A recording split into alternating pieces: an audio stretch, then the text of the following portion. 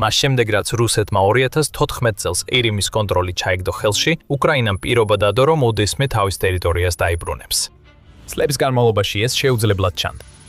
რუსეთის გავლენა ამ რეგიონზე უბრალოდ ძალიან ძლიერი იყო და როდესაც მოსკოვმა 2022 წელს უკრაინაში სრულმასშტაბიანი შეჭრა დაიწყო, კიევი იძულებული გახდა თავისი ძალისხმევა სხვაგან გადაეტანა, რათა სხვა რეგიონები კრემლის კონტროლქვეშ არ აღმოჩენილიყო.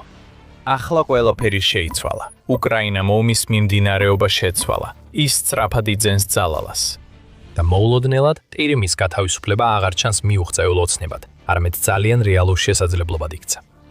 რადგან უკრაინული ძალები ნელა, მაგრამ აუცილებლად წყვეტენ კავშირებს, რომლებიც რეგიონს რუსეთთან აერთებს, ასუსტებენ კრემლის მარწუხებს და შესაძლოა გზას უხსნიან ბევრად დიდ მოვლენებს. ეს დიდი ხანია, რაც უნდა მომხდარიყო. სულ ცოტა 10 წელზე მეტი გავიდა მას შემდეგ, რაც რუსეთის პრეზიდენტმა ვლადიმირ პუტინმა ძალადობრივი გზით ყირიმის ნახევარკუნძულის დაკავება ბრძანა. მან განაცხადა, რომ ეს იყო ხალხის ნება და რომ ყირიმი ყოველთვის იყო და ყოველთვის უნდა დარჩეს რუსეთის ნაწილი.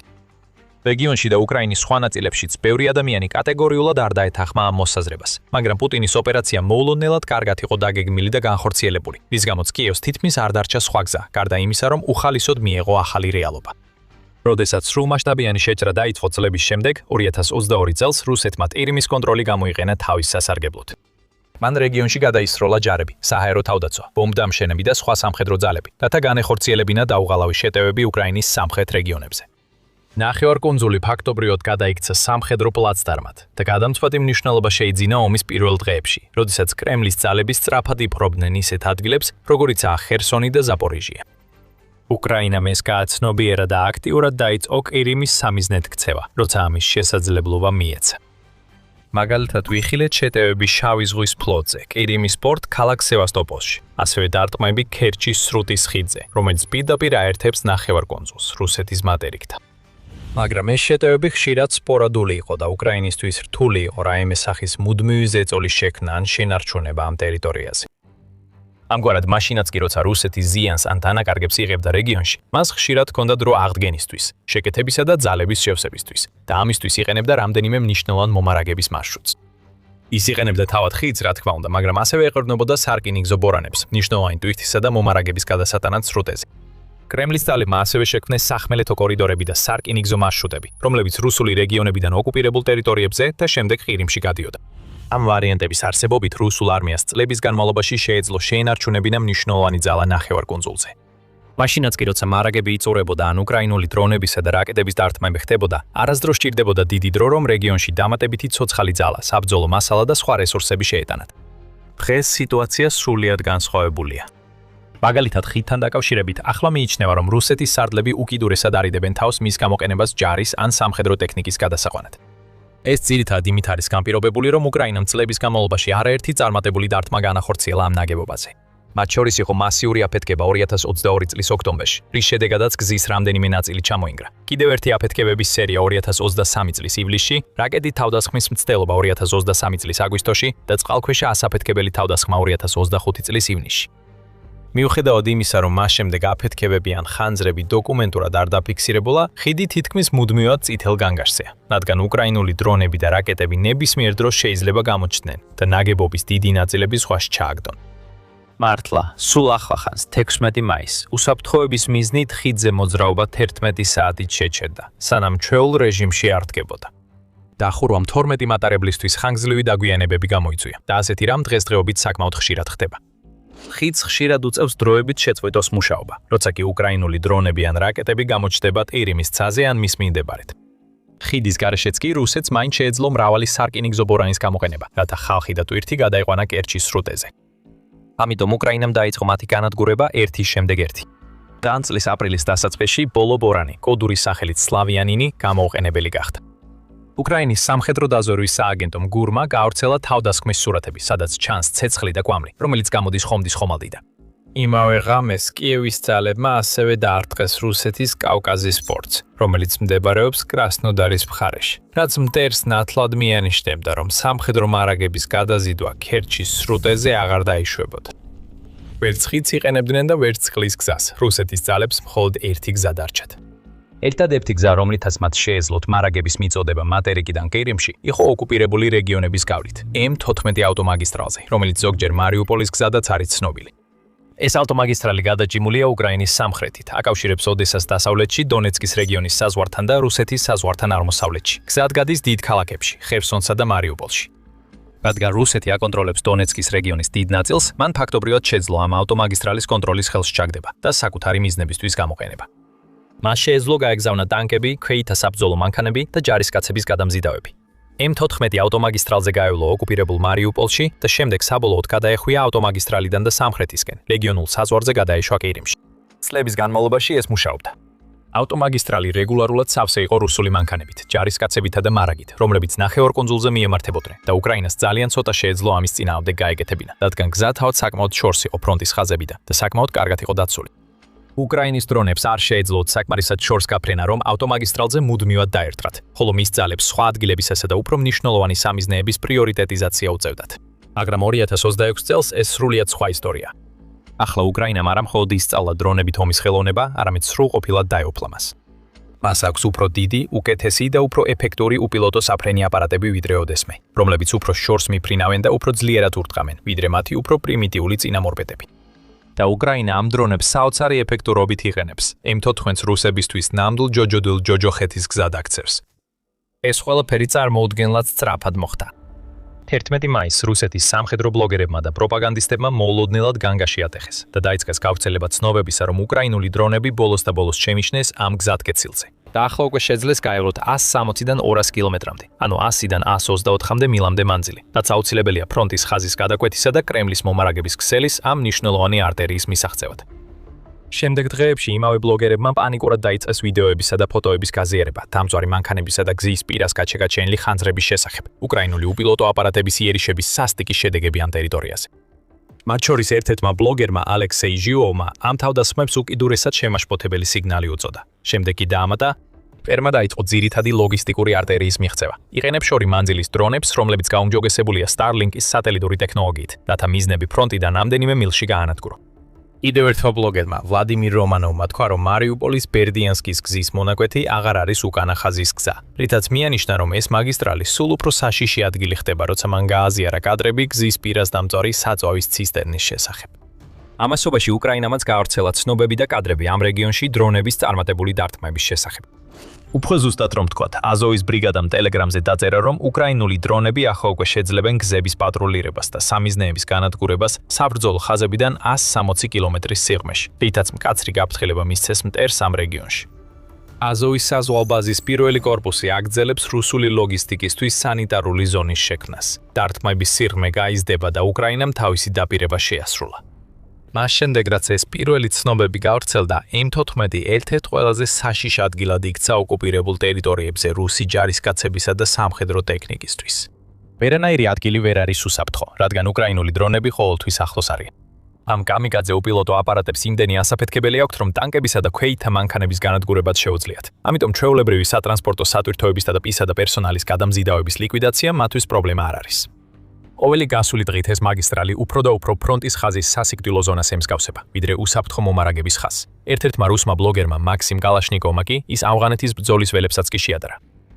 ყირიმისკენ მიმავალი სახმელეთო გზა სულ უფრო ემსგავსება ავღანეთის გზებს 1980-იან წლებში. გადამწვარი მანქანების ნარჩენები გზის პირასაა მიმოფანტული. მტერი დრონებით ამარაგების ხაზს არღვევს. ეს რუსეთისთვის სერიოზულად ცუდი ამბავია და მდგომარეობა კიდევ უფრო გაუარესდება.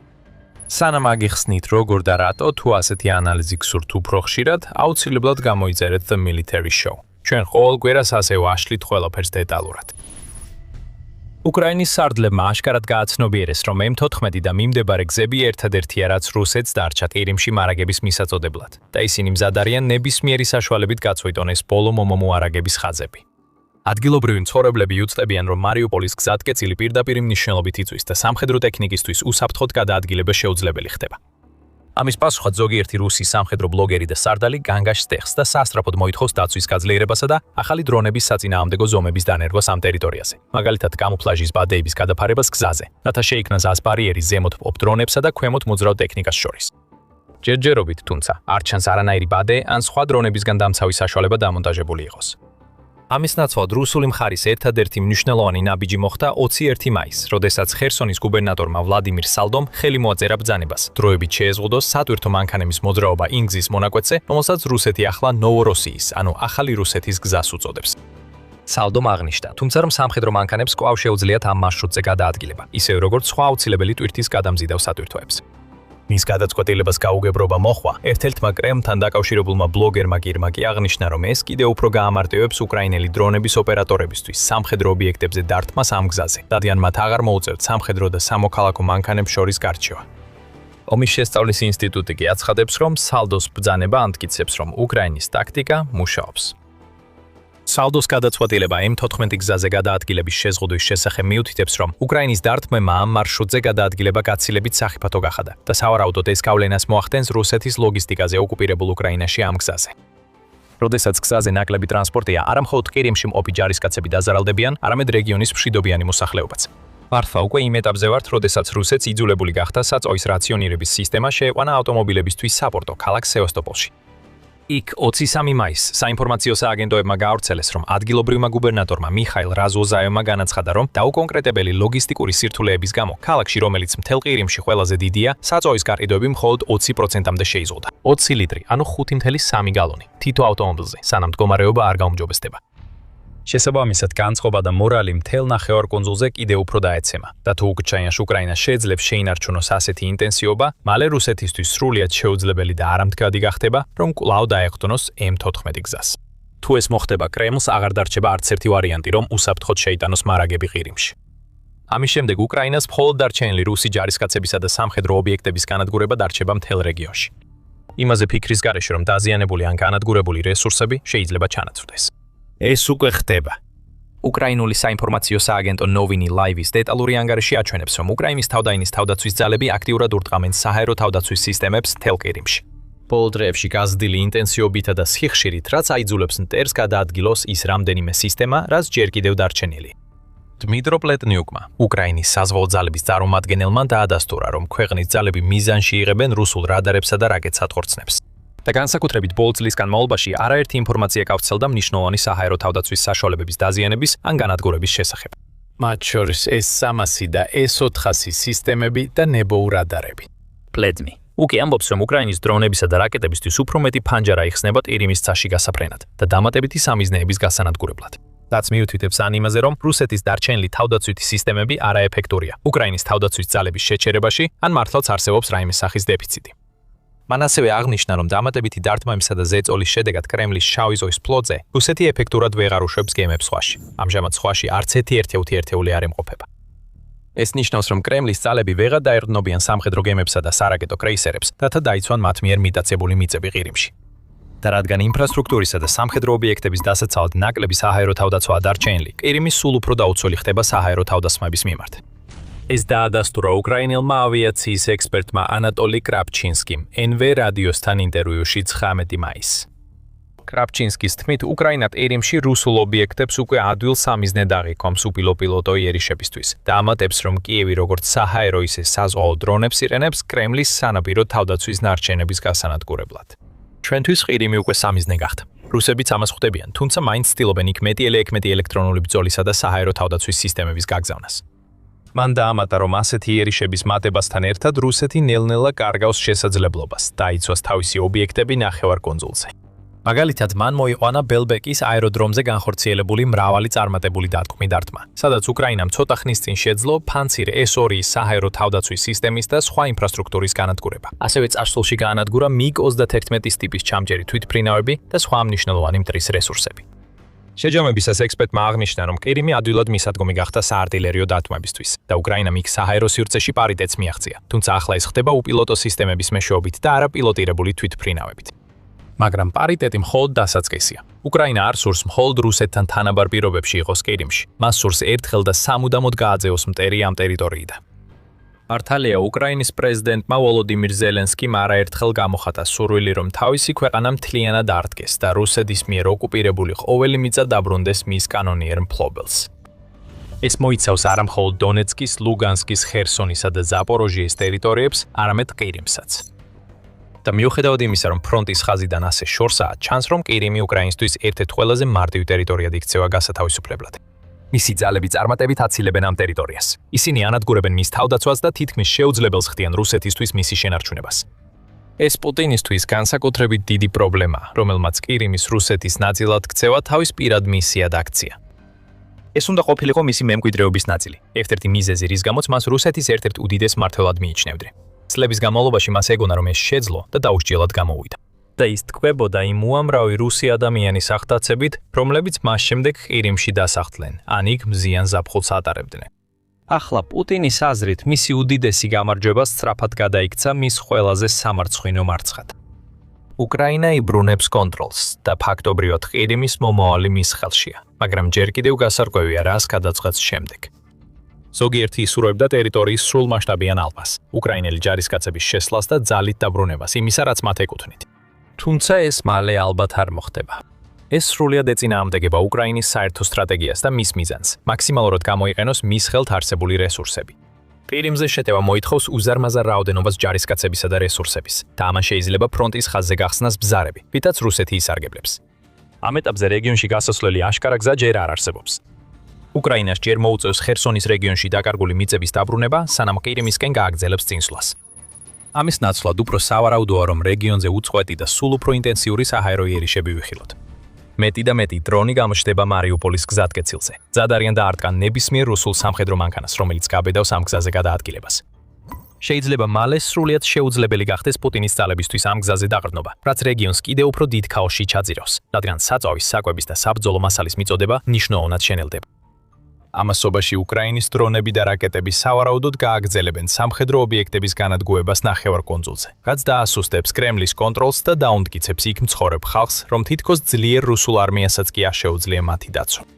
და არა მხოლოდ ყირიმში ახორციელებს უკრაინა მნიშვნელოვან ნაბიჯებს. როცა რუსეთთან ომი დაიწყო, უკრაინას თითქმის არ ყავდა საზღვაო ფლოტი, რომელზეც საუბარი შეიძლებოდა.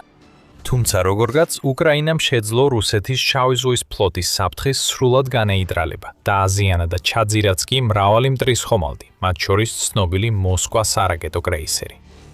კრემლის მრავალი სამხედრო ხომალდი იძულებული გახდა გაქცეულიყო და სიცოცხლის გადასარჩენად უკარჩენად უკან დაეხია, თითქოს უსაფრთხო პორტებსა და საზღვაო ბაზებში დამალულიყო.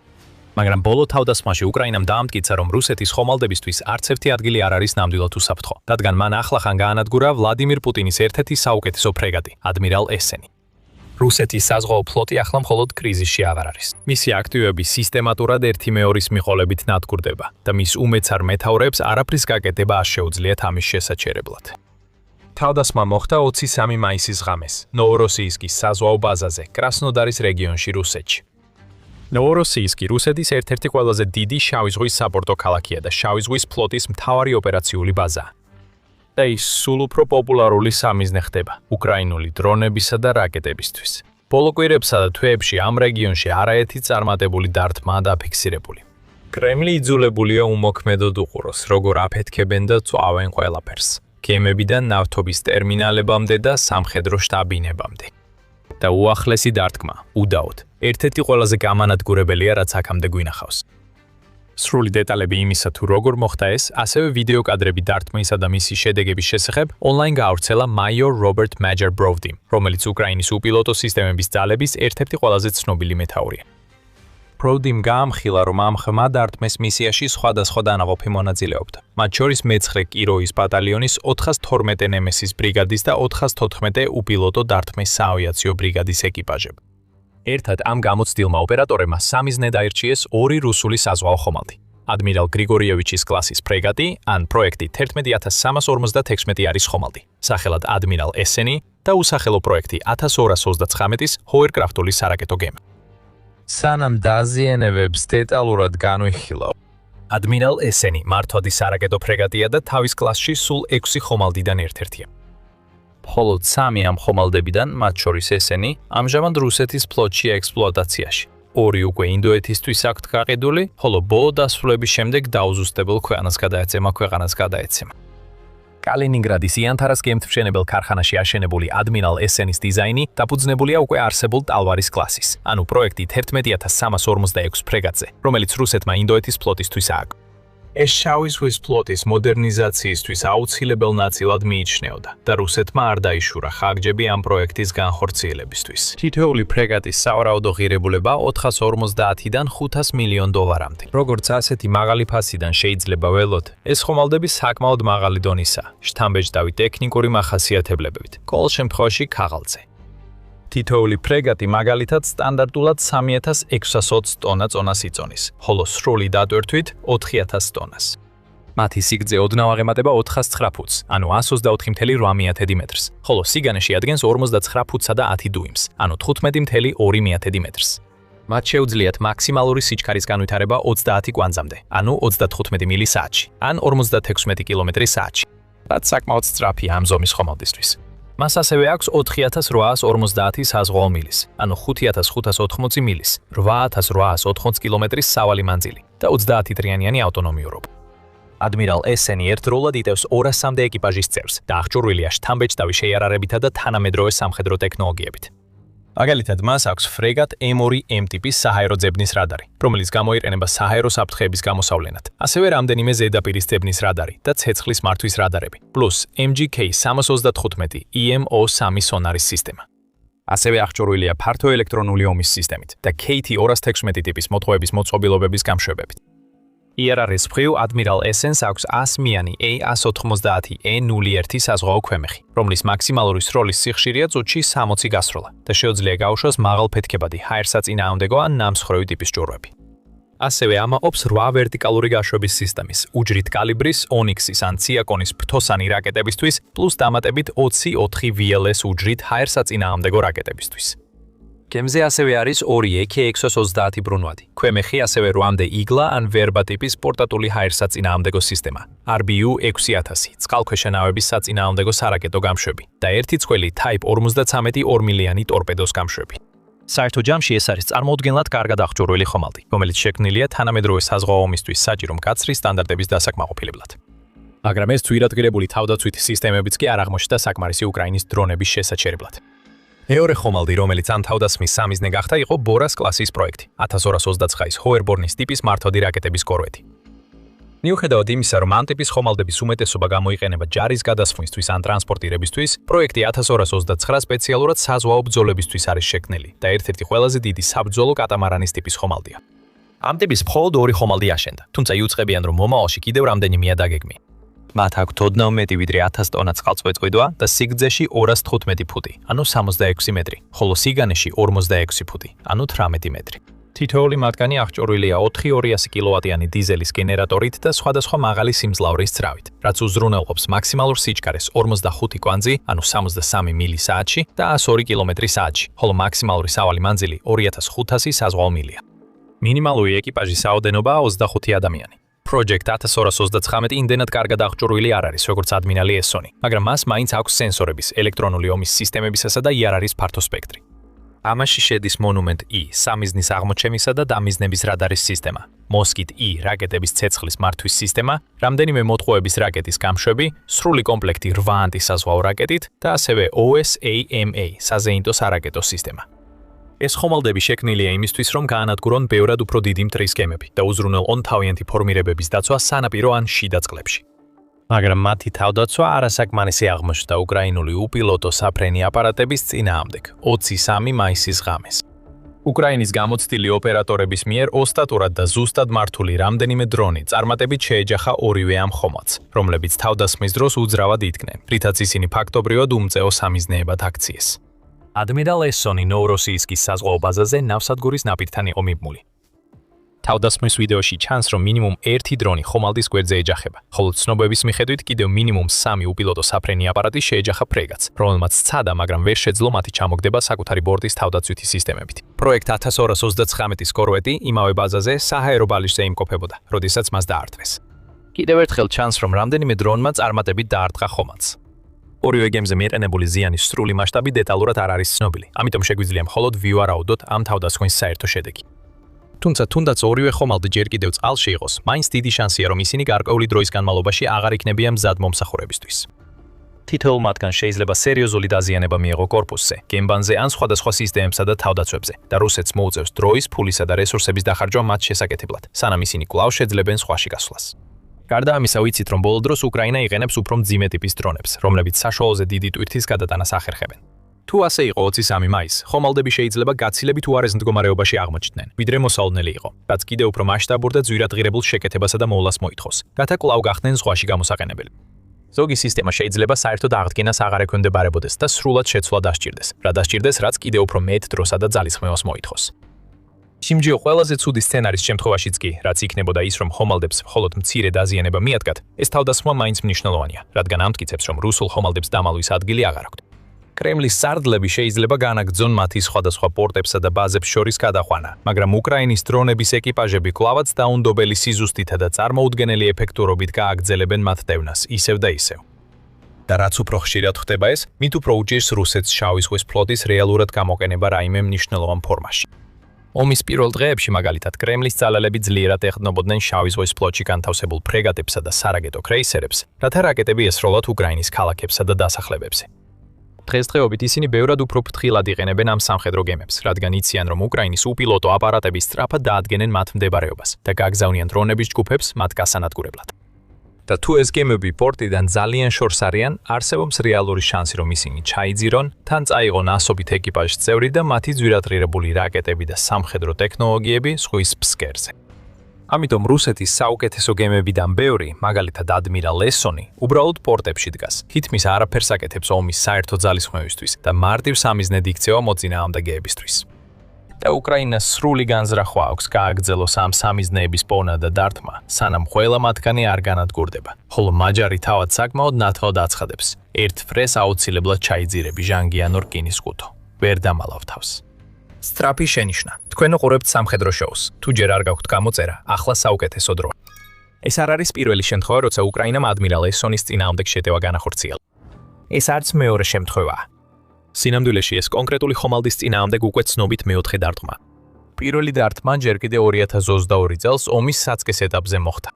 დაახლოებით იმავე პერიოდში, როცა უკრაინამ შეძლო მოსკვას ჩაძირვა, ოფიციალურმა პირებმა ასევე განაცხადეს, რომ ადმირალ ესონმა მნიშვნელოვანი დაზიანება მიიღო და ნეპტუნის ტიპის ფრთოსანი რაკეტი დარტყმის შემდეგ საბრძოლო მოქმედებებიდან ამოიღეს.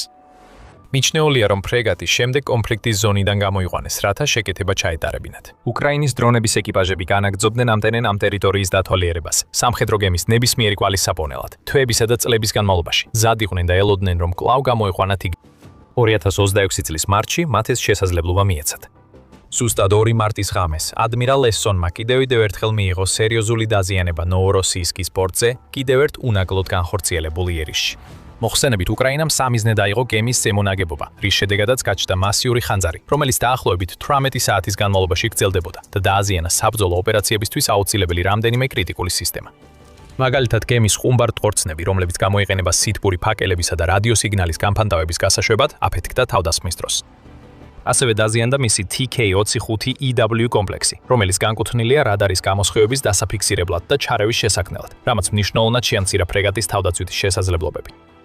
ასევე ითქვა, რომ ესონის რამდენიმე რადარის სისტემა დაზიანდა ან განადგურდა თავდასხმის დროს, მათ შორის ისინიც, რომლებიც გამოიყენებოდა უკრაინული სამიზნეების გამოსავლენად და გემის კალიბრის რაკეტების სამართავად. მოკლედ, თავდასხმამ გაანადგურა ფრეგატის შესაძლებლობა, გაეშვა რაკეტები უკრაინის მიმართულებით, რითაც გაანულა რუსეთის ერთ-ერთი ყველაზე ფასეული საზღვაო ქონების შეტევითი შესაძლებლობები. $500 მილიონი ომის გემი მოულოდნელად უსარგებლო გახდა. და უკრაინის უპილოტო სისტემების ძალებს არ სურდათ უბრალოდ გვერდზე დგომა და მტრისთვის საჭირო დროისა და თავისუფლების მიცემა, რომ აუცილებელი შეკეთება ჩაეტარებინათ. მარტის თავდასხმიდან მხოლოდ 1 თვის შემდეგ, 6 აპრილს მათ კვლავ დაარდრეს. ნოვოროსიისმა კიდევ ერთხელ იგრძნო უკრაინული დრონების რისხვა, ხოლო ღია წყაროების სადაზვერვო ექსპერტებმა გამოავლინეს, რომ ადმირალ ესონი ღამეს უნებლად ვერ გადაურჩა. ობიექტის სატელიტური სურათები მიუთითებდა, რომ ფრეგატს ახალი დარტყმები ჰქონდა მიღებული ცხვირის ნაწილში, პირდაპირ A-190 მმ-იანი საზღვაო ქვემეხის გვერდით. ეს ტერიტორია ასევე არის ადგილი, სადაც გემის ღუზის მართვის სისტემები და დამხმარე კომპონენტები ინახება, ხოლო მის ქვემოთ მდებარეობს წყალქვეშა ნავების აღმომჩენის სონარის სისტემა. ამბობენ, რომ ეს სონარის სისტემა უკიდურესად უმკიფია და თუნდაც უმნიშვნელო დაზიანებამ შეიძლება შეაჩეროს მისი სწორად მუშაობა. ასე რომ თუ ის დაზიანდა თავდასხმის დროს, ექსპერტების შეფასებით რუსეთს დიდი დროისა და თანხის დახარჯვა მოუწევს მის აღსადგენად. ზოგიერთი ასევე ამტკიცებდა, რომ დარტმამ სავარაუდოდ შეამცირა გემის მობილურობა და ის ვეღარ შეძლებდა პორტის დატოვებას. ეს კი კიდევ უფრო გაამარტივებდა უკრაინისთვის ხელმეორე დარტმის მიყენებას, რაც ზუსტად მაისში მოხდა. და ამავე დროს კიდევ უფრო შეამცირებდა ესონის შესაძლებლობას შავ ზღვაში გასვლისა და უკრაინის წინააღმდეგ ნებისმიერი სახის თავდასხმის განხორციელების.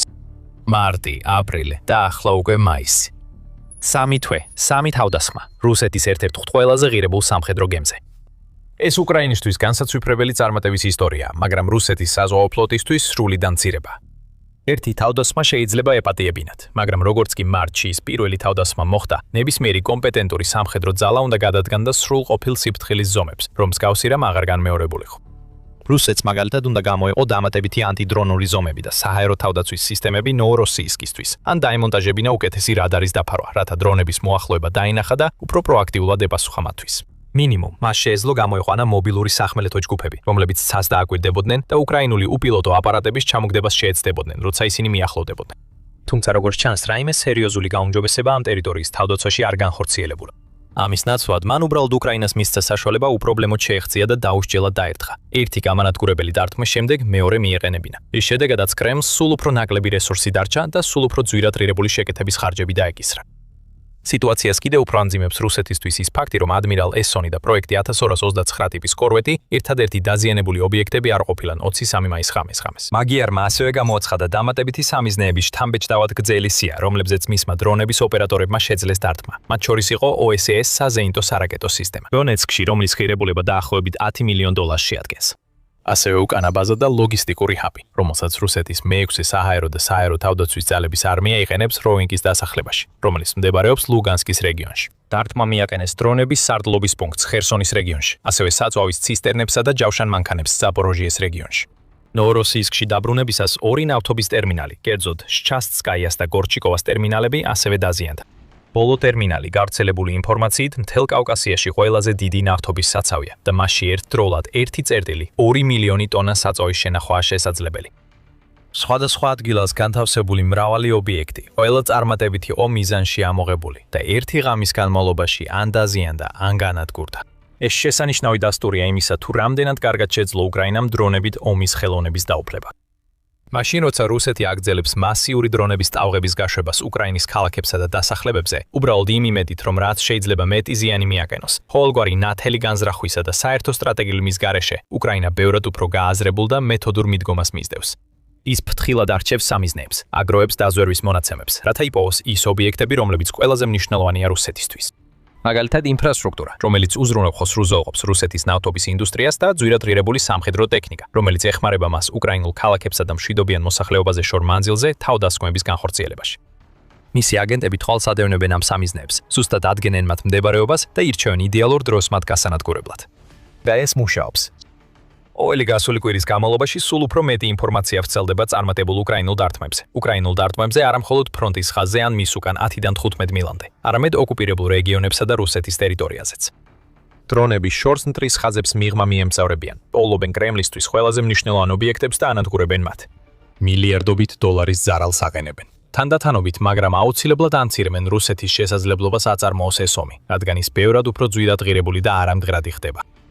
ისინი ომს რუს ხალხსაც აგრძნობინებ, არა სამოქალაქო პირებისა თუ სამოქალაქო ინფრასტრუქტურის მიზანში ამოღებით, არამედ რუსეთის რეგიონების ცას ცეცხლებით და აფეთქებებით ანათებენ, რადგან სამხედრო გემებსა და ნავთობგადამამუშავებელ ქარხნებს კლავ და კლავ ესხმიან თავს. ეს თავის მხრივ ანგრევს მითს, თითქოს კრემლის სამხედრო მანქანა ყოლის შემძლე ძალაა და ამავე დროს ასუსტებს პუტინის განცხადებებს იმის შესახებ, რომ რუსეთი გამარჯვების ზღვარზეა. უკრაინის განმეორებითი და სულ უფრო ეფექტური თავდასხმების შედეგად, რუსი რადიკალი ნაციონალისტებიც კი და ეგრეთ წოდებული Z-ბლოგერებიც დაიწყეს პუტინის გადაწყვეტილებების კრიტიკა და ქვეყნის სამხედრო ხელმძღვანელობის თითქმის სამარცხვინო არაკომპეტენტურობაზე საუბარი.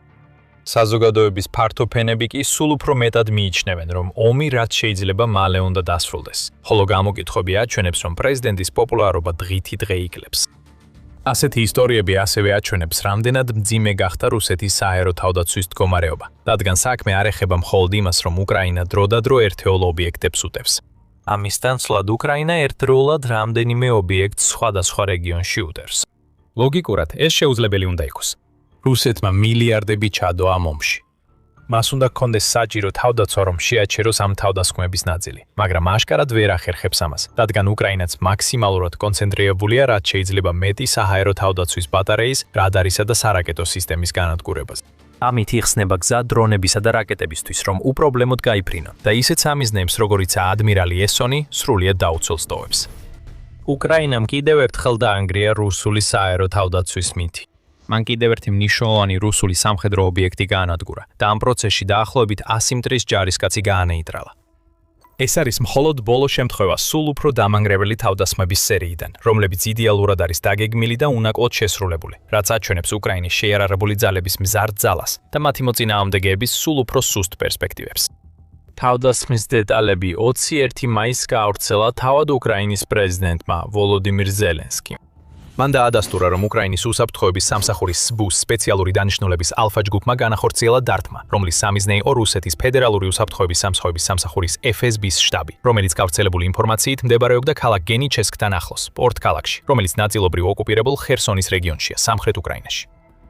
აზოვის ზღვისკენ გადმოხედვისას გენიჩესკი მდებარეობს არაბატსკის ისარზე, რომელიც წარმოადგენს ბუნებრივ ბარიერს, რომელიც აზოვის ზღვას გამოყოფს ზღვისგან, მარილიანი ლაგუნების სერიას და გადაჭიმულია აღმოსავლეთ ყირიმამდე. იქ გავრცელებული ინფორმაციით FSB-მ საკმაოდ დიდი სარდლობის პუნქტი დაარსა. ზოგიერთი ანალიტიკოსის თქმით კი, მათ ამისთვის ძველი სასტუმრო ან კურორტის კომპლექსი გამოიყენეს.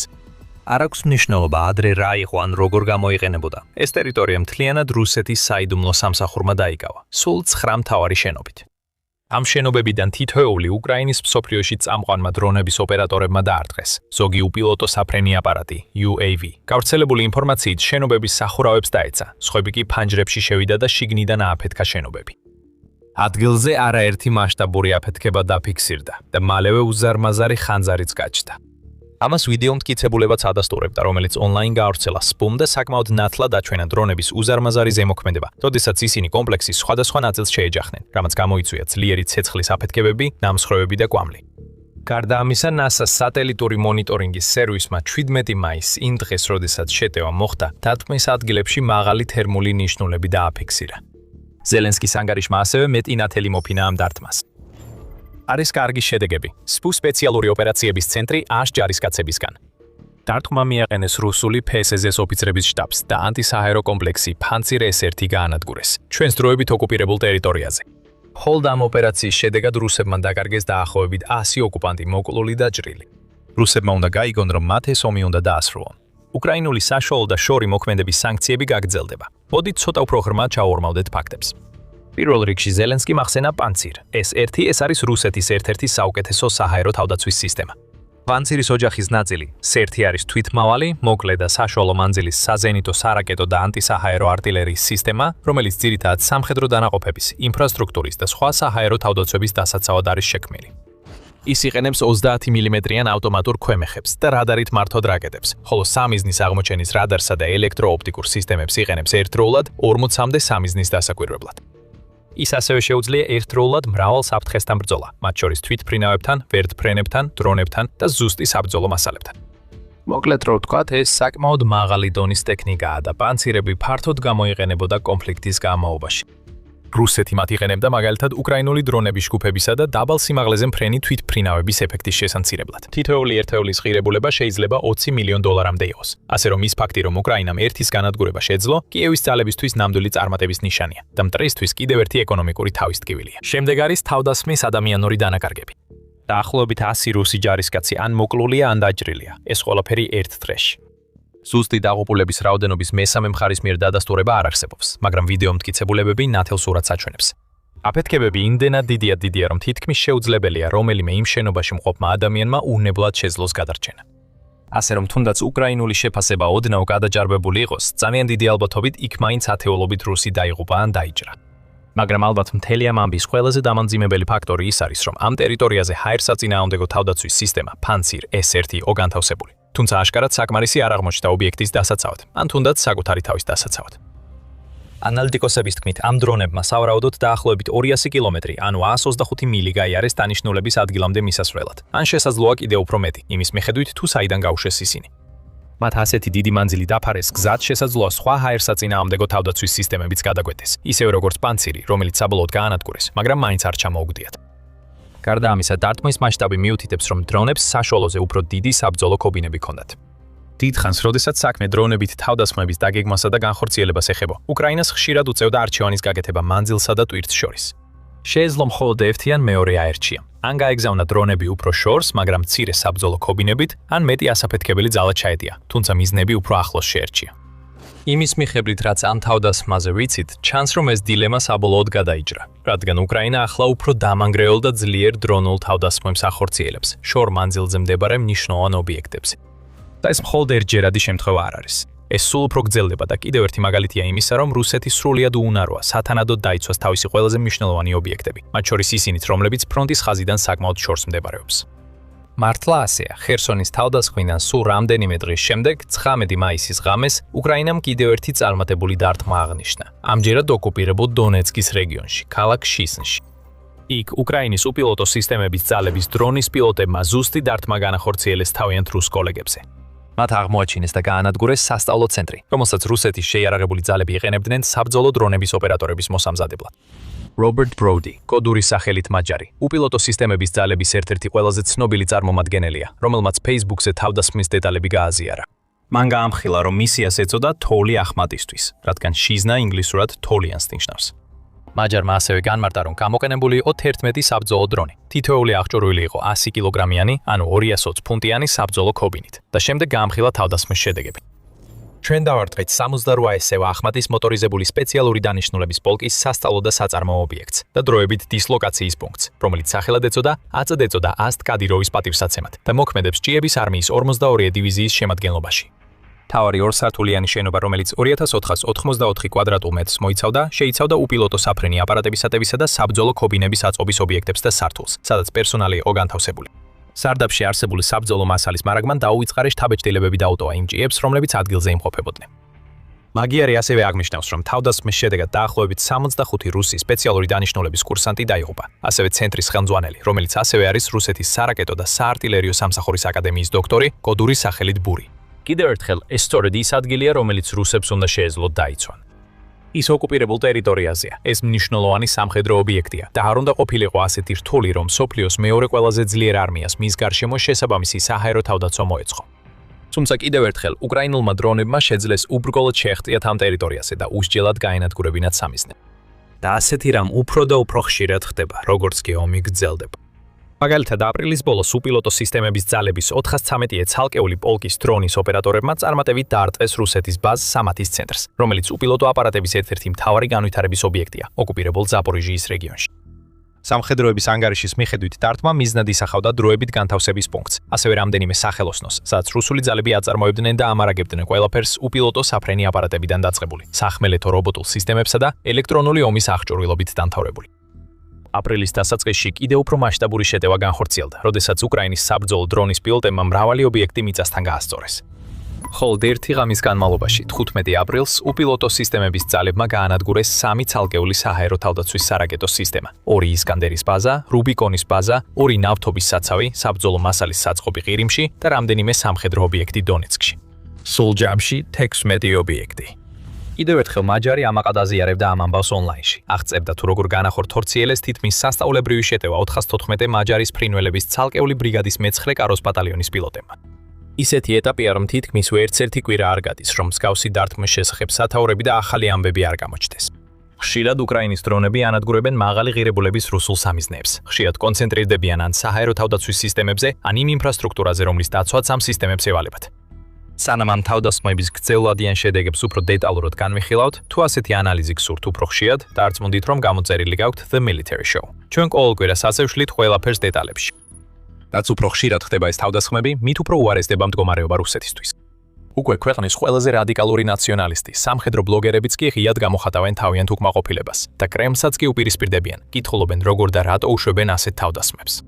და მათი გაბრაზების მიზეზის გაგება რთული არ არის. რუსეთი ხომ ერთ-ერთ უდიდეს სამხედრო ძალად ითვლება მსოფლიოში. ის ხომ ბევრად უფრო პატარა და სუსტ მოწინააღმდეგეს ებრძვის. ეს ომი რუსეთს წლების წინ უნდა მოეგო. თუმცა 4 წელზე მეტი გავიდა ომის დაწყებიდან და გამარჯვების ზღვარზე ოფნის ნაცვლად, რუსეთი არასდროს ყოფილა ასეთი სუსტი, ხოლო უკრაინა სულ უფრო ძლიერდება. ასეთი თავდასხმები ნამდვილად აჩვენებს ორ მხარეს შორის დრამატულ განსხვავებებს სტრატეგიაში, ტაქტიკასა და მთლიანად იმ შესაძლებლობებში, რომლებსაც ისინი ავლენენ გამოწვევებთან და ომის ცვალებად პირობებთან ადაპტაციისას. ერთ მხარეს არის რუსეთი, რომელიც პირველივე დრიდან მოქმედებს ურყევი რწმენით, რომ ამ ომში გამარჯვებისთვის მხოლოდ უხეში ძალა არის საჭირო. მიუხედავად იმისა, რომ მისი ტაქტიკა დროთა განმავლობაში ოდნავ შეიცვალა, თავდაპირველი აქცენტი ჯავშან ტექნიკასა და მექანიზებულ შეტევებზე დროთა განმავლობაში გადაიქცა უპილოტო აპარატებსა და პლანირებად ბომბებზე ორიენტირებულ მოქმედებად. საერთო სტრატეგია ყოველთვის ერთი მარტივი პრინციპით შემოიფარგლებოდა. თუ რუსეთი საკმარისად ბევრ ადამიანს და საბრძოლო მასალას გადაისვრის უკრაინაში, საბოლოოდ გაიმარჯვებს. ქვეყნის თავდაცვა ვერ გაუძლებს სამუდამოდ და საბოლოოდ დაეცემა. და თუნდაც ეს მილიონი სიცის სიცოცხლისა და მილიარდობით დოლარის აღჭურვილობის ფასად დაუჯდეს, კრემლის გამარჯვება მაინც გარდაუვალი უნდა იყოს. პრობლემა ისაა, რომ თუნდაც ომის ადრეულ ეტაპებზე რუსული გამარჯვება გარდაუვალი ჩანდა, უკვე რამდენიმე წელია ასე აღარ ჩანს. ქვეყნის ტერიტორიული მიღწევები შემცირდა, დანაკარგები მკვეთრად გაიზარდა და მიზნების მიღწევის პროცესი შეჩერდა, გაიჯედა და ზოგიერთ რეგიონში უკანაც კი დაიხია. ეს არ ნიშნავს, რომ რუსეთი ომს მალე წააგებს და არც იმას ნიშნავს, რომ რუსეთი უკრაინას ზიანს აღარ აყენებს. კრემლის საომარი მანქანა კვლავაც თითქმის ყოველდღიურად ახორციელებს შორ მანძილზე დარტყმებს უკრაინის ქალაქებსა და დაბებზე, რისთვისაც ძირითადად რაკეტებსა და დრონებს იყენებს. ის კვლავს მშვიდობიან მოსახლეობას და მასშტაბურად ანადგურებს ინფრასტრუქტურას. თუმცა უკრაინა კვლავაც აგრძელებს წინააღმდეგობას. რადგან მიუხედავად იმისა, რომ რუსეთის მიდგომა იწვევს დიდ სისხლისღვრასა და სისასტიკეს, ეს ასევე არის მიდგომა, რომელსაც არ გააჩნია რაიმე მკაფიო მიმართულება ან განზრახვა. კრემლს უბრალოდ გონია, რომ ყველაფერი რაც უნდა გააკეთოს, არის ზეწოლის გაგრძელება, ურდოების, რაკეტებისა და გლაიდ ბომბების გაგზავნა და საბოლოოდ უკრაინა დანებდება და დაიშლება. ის ინარჩუნებს ზეწოლას, მაგრამ ძირითადად უბრალოდ ერთსა და იმავეს აკეთებს, ისევ და ისევ, იმ იმედით, რომ შედეგი როგორღაც განსხვავებული იქნება. ამასობაში ამ კონფლიქტის მეორე მხარეს ყავს უკრაინა, რომელმაც ომთან მიმართებაში სრულიად განსხვავებული მიდგომა აირჩია. ყურადღება გაამახვილა ინოვაციაზე, ადაპტაციას და რთულია დაინახო ლოგიკა რუსეთის დრონებისა და რაკეტების დარტყმებში. მაგრამ ბევრად უფრო ადვილია მისი დანახვა უკრაინის ქმედებებში და დარტყმა ფსბ-ის ბაზაზე, სხვა ბოლო თავდასხმებთან ერთად, დრონების საწვრთნელ ცენტრებზე, საჰაერო თავდაცვასა და სხვა სამხედრო ობიექტებზე, საკმაოდ ნათლად აჩვენებს ქვეყნის გეგმას. ეს ორფაზიანი გეგმაა. პირველი ფაზა გულისხმობს, რაც შეიძლება მეტი რუსეთის საჰაერო თავდაცვის სისტემის სისტემატურად განადგურებას. ეს სამასები S-400-ები, პანცირი, ბუგი, ტორი, ეს სისტემები და სხვაებიც უკრაინელი დრონების ეკიპაჟების მიერ ნადირობის ობიექტად იქცნენ და ყოველ კვირას როგორც დომინოს ქვები, ოს ქვები ერთის შემდეგ მეორე ნადგურდება. ზოგიერთი მათგანი 10 მილიონ დოლარად ღირს, სხვები კი 100 მილიონად. ზოგიერთი კი თითქმის მილიარდ დოლარს უახლოვდება. ყოველჯერზე როცა ამ სისტემებიდან რომელიმე განადგურდება, რუსეთი სერიოზულ ფინანსურ ზარალს იღებს და მას ამ სისტემების უსასრულო მარაგი არ აქვს, რომ უბრალოდ შეცვალოს განადგურებული. მეტი ასეთი სისტემის წარმოებას დრო, ფული და მასალები სჭირდება და ამ დროს რუსეთს თავის თავდაცვაში დამატებითი ხვრელები უჩნდება. სწორედ აქ იწყება მეორე ფაზა. როგორც კი თავდაცვა განეიტრალდება, უკრაინას თავისუფლად შეუძლია გამოიყენოს თავისი მძიმე შეიარაღება. მაგალითად, უფრო დიდი დრონები, რომლებიც შეიძლება ოდნავ ნელა მოძრაობენ, მაგრამ ბევრად უფრო დიდ საბრძოლო ტვირთს ატარებენ რუსეთის ინფრასტრუქტურის წინააღმდეგ. და სწორედ ამიტომ ხედავთ, რომ ნავთობ გადამამუშავებელი ქარხნები, ლოგისტიკური კვანძები, სარდლობები, შტაბები და სხვა მაღალი ღირებულების ობიექტები კვირიდან კვირამდე იწვის უკრაინული საბრძოლო მასალების შედეგად. ეს არც შემთხვევითობაა და არც ბედი, ეს მიზანმიმართული მოქმედებაა. უკრაინა მუდმივად აგროვებს მონაცემებს მტერზე, არკვევს სად არის განლაგებული მისი თავდაცვა და პოულობს საუკეთესო გზებს მათი განადგურებისთვის. და ომის გაგრძელებასთან ერთად უკრაინა ამ ყველაფერში ბევრად უკეთესი გახდა. მართლა თუ რამდენიმე წლით უკან დავბრუნდებით, ასეთი რამ საერთოდ ახდებოდა რეგულარულად. უკრაინა დროდადრო ახორციელებდა ღრმა დარტყმებს რუსულ სამიზნეებზე, მაგრამ მისი თავდასხმები როგორც წესი საკმაოდ სპორადული იყო. ზოგჯერ რამდენიმე კვირით ან თვეობითაც კი დაშორებული იყო. და ისინი ყოველთვის დიდ ზიანს არ აყენებდნენ, რადგან ქვეყანას მაშინ ჯერ კიდევ არ ჰქონდა ის დახვეწილი იარაღი ან დამატებითი გამოცდილება, რაც დღეს აქვს. ახლა ყველაფერი სრულიად განსხვავებულია. უფრო განძლე და უკეთ აღჭურვილი უკრაინა უკეთ უმკლავდება კონფლიქტის პირობებს, ანადგურებს მტერს და თითქმის არ აძლევს მათ ამოსონთვის საშუალებას თითოეული შეტევის შორის. ანალოგიურად ომში იყო დრო, როცა უკრაინული დრონებისგან სიკვდილის რეალური საფრთხე მხოლოდ იმ რუსებს ემუქრებოდათ, რომლებიც ან წინახაზე იყვნენ, ან ძალიან ახლოს მასთან, რადგან დრონები მხოლოდ გარკვეულ მანძილზე თუ შეძლებდნენ ფრენას, სანამ გარდაულად ჩამოაგდებდნენ. ახლა კი კიდევ ერთხელ სიტუაცია შეცვლილია. სულ უფრო ხშირად ხედავთ ცნობებს, რომ უკრაინული დრონები ათეულობით ან ასეულობით მილდაფმენს დაფრინავენ მტრის ტერიტორიაზე, ოკუპირებულ რეგიონებში, ან თუნდაც საზღვარს გადაცილებით რუსეთში. მარტივად პოულობენ და ანადგურებენ კრემლის ჯარებს. არავინ არის უსაფრთხოდ, არც ერთი ადგილი არ არის უსაფრთხო. და ეს ყველაფერი უკრაინის გენერალური გეგმის დამსახურება, რომელიც მარტივად იმაზეა აგებული, რომ ეს ომი რუსეთისთვის მაქსიმალურად რთული გახადოს.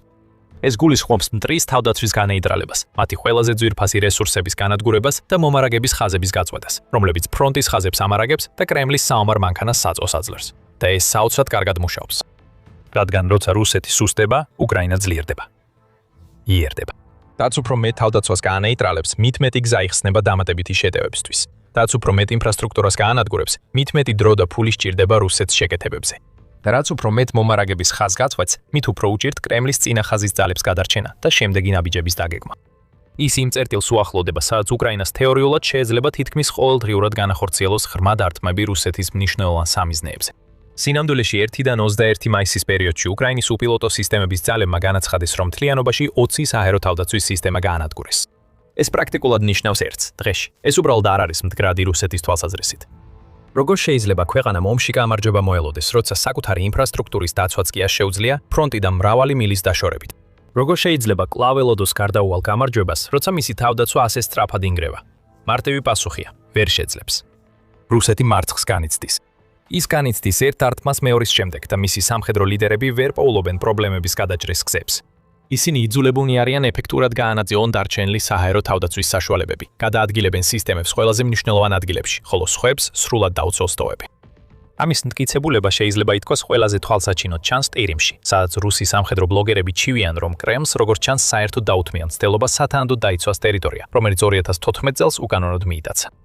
ერთ-ერთი ბლოგერი სახელად მაქსიმ კალაშნიკოვი მაგალითად ამბობს: ტირიმისკენ მიმავალი სახმელეთო გზა სულ უფრო მეტად ჰგავს ავღანეთის გზებს 1980-იან წლებში. სის ორივე მხარეს განადგურებული მანქანების ნარჩენებია მიმოფანტული. მტერი დრონებით ამძაფრებს მომარაგების შეფერხებას. სხვა ბლოგერმა დაამატა, რომ ჩანს თითქოს სისტემატური მცდელობაა ტირიმისკენ სახმელეთო. თუმცა ეს აშკარა არ არის რუსეთის თავდაცვის სამინისტროსა და შეიარარებული ძალების გენერალური შტაბისთვის.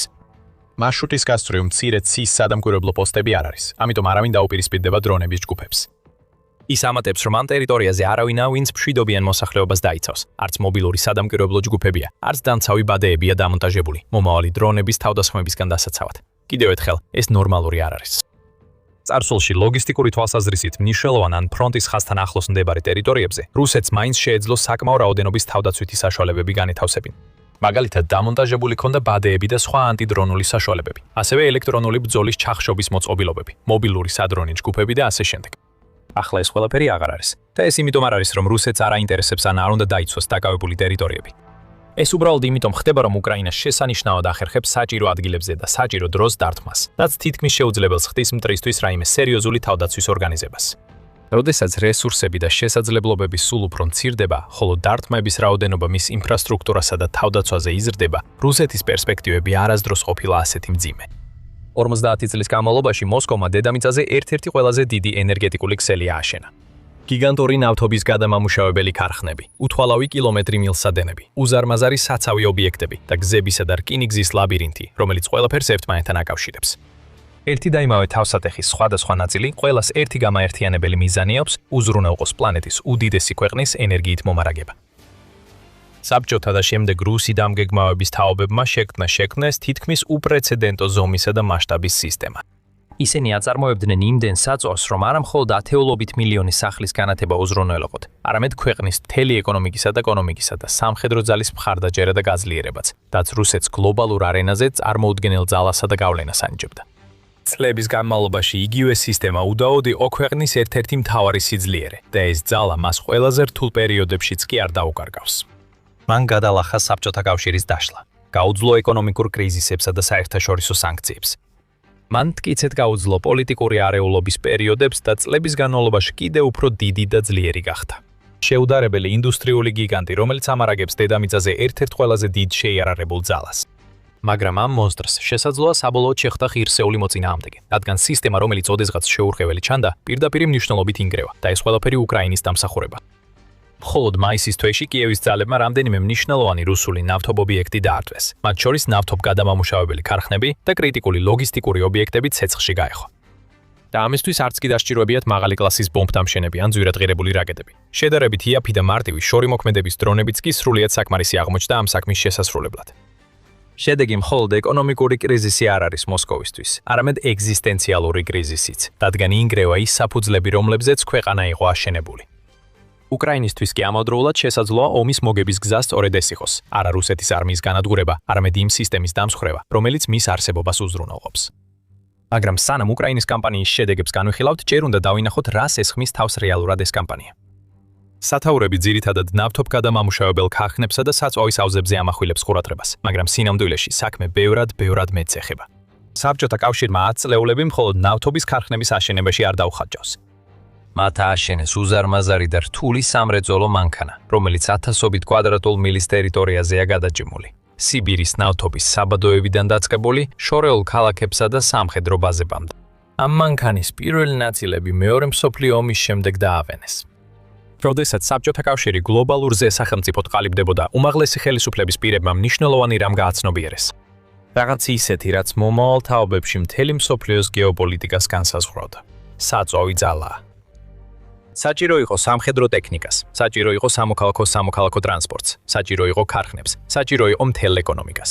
და საბჭოთა კავშირი იმდენად იღბლიანი იყო, რომ მსოფლიოს ერთ-ერთ უდიდეს ნავთობისა და გაზის მარაგებზე იჯდა. ენერგიის მოსაძებნად, რომელიც მათ მდიდრებსა და ძლიერებს გახდიდა. შორს წასვლა არ სჭირდებოდათ, მაგრამ საჭირო იყო გზების მოფიქრება, თუ როგორ გამოეტენებინათ და გადაეტანათ ეს ენერგია. ასე დაიწყო ერთ-ერთი ყველაზე გრანდიოზული ინფრასტრუქტურული პროექტი, რაც კი ოდესმე უნახავს მსოფლიოს. წლები, ფაქტობრივად 10 წლეულები დასჭირდა. მაგრამ ნელ-ნელა თითოეული ნაწილის დამატებით საბჭოთაებმა თავიანთი ხედვა რეალობად აქციეს. მათ ააშენეს ნავთობგადამამუშავებელი ქარხნები, სატუმბის სადგურები, ნავთობის ტერმინალები, გადამამუშავებელი ცენტრები და კიდევ ბევრი სხვა. ახალი ობიექტები გაჩნდა დღევანდელი რუსეთის ფედერაციის შემადგენელ 6,600,000-ზე მეტ კვადრატულ მილზე. და საბჭოთაებს არ სურდათ, რომ ეს სისტემა მხოლოდ მშვიდობიანი დროის ეკონომიკისთვის ემუშაო. მათ სჭირდებოდათ, რომ ეს სისტემა ომსაც გამკლავებოდა. რადგან მათ ნახეს, რა მოხდა მეორე მსოფლიო ომის დროს.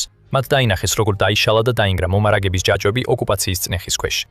და მათ დაინახეს აშკარა კავშირი ქვეყნების ინდუსტრიულ გამძლეობასა და მათ უნარს შორის, გადაეტანათ კონფლიქტისა და კრიზისის პერიოდები. ამიტომ რომ მათი სისტემა რაც შეიძლება მეტად ომისგან დაცული ყოფილიყო, მათ იგი ფენებდა ერთმანეთთან დაკავშირებულად შექმნეს, განძლეობითა და სარეზერვო სისტემებით, ასევე უსაფრთხოების დამატებითი მექანიზმებით. სისტემის სხვადასხვა კვანძებიც ერთმანეთთან იყო დაკავშირებული. რკინიგზის ხაზები საწყობებს უკავშირდებოდა, საწყობები მილსადენებს, ხოლო მილსადენები ნავთობგადამამუშავებელ ქარხნებს. და ცივი ომის აყვავების პერიოდში ეს სისტემა სწრაფად იქცეოდა ერთ-ერთ ყველაზე დიდ და საუკეთესო დედამიწაზე.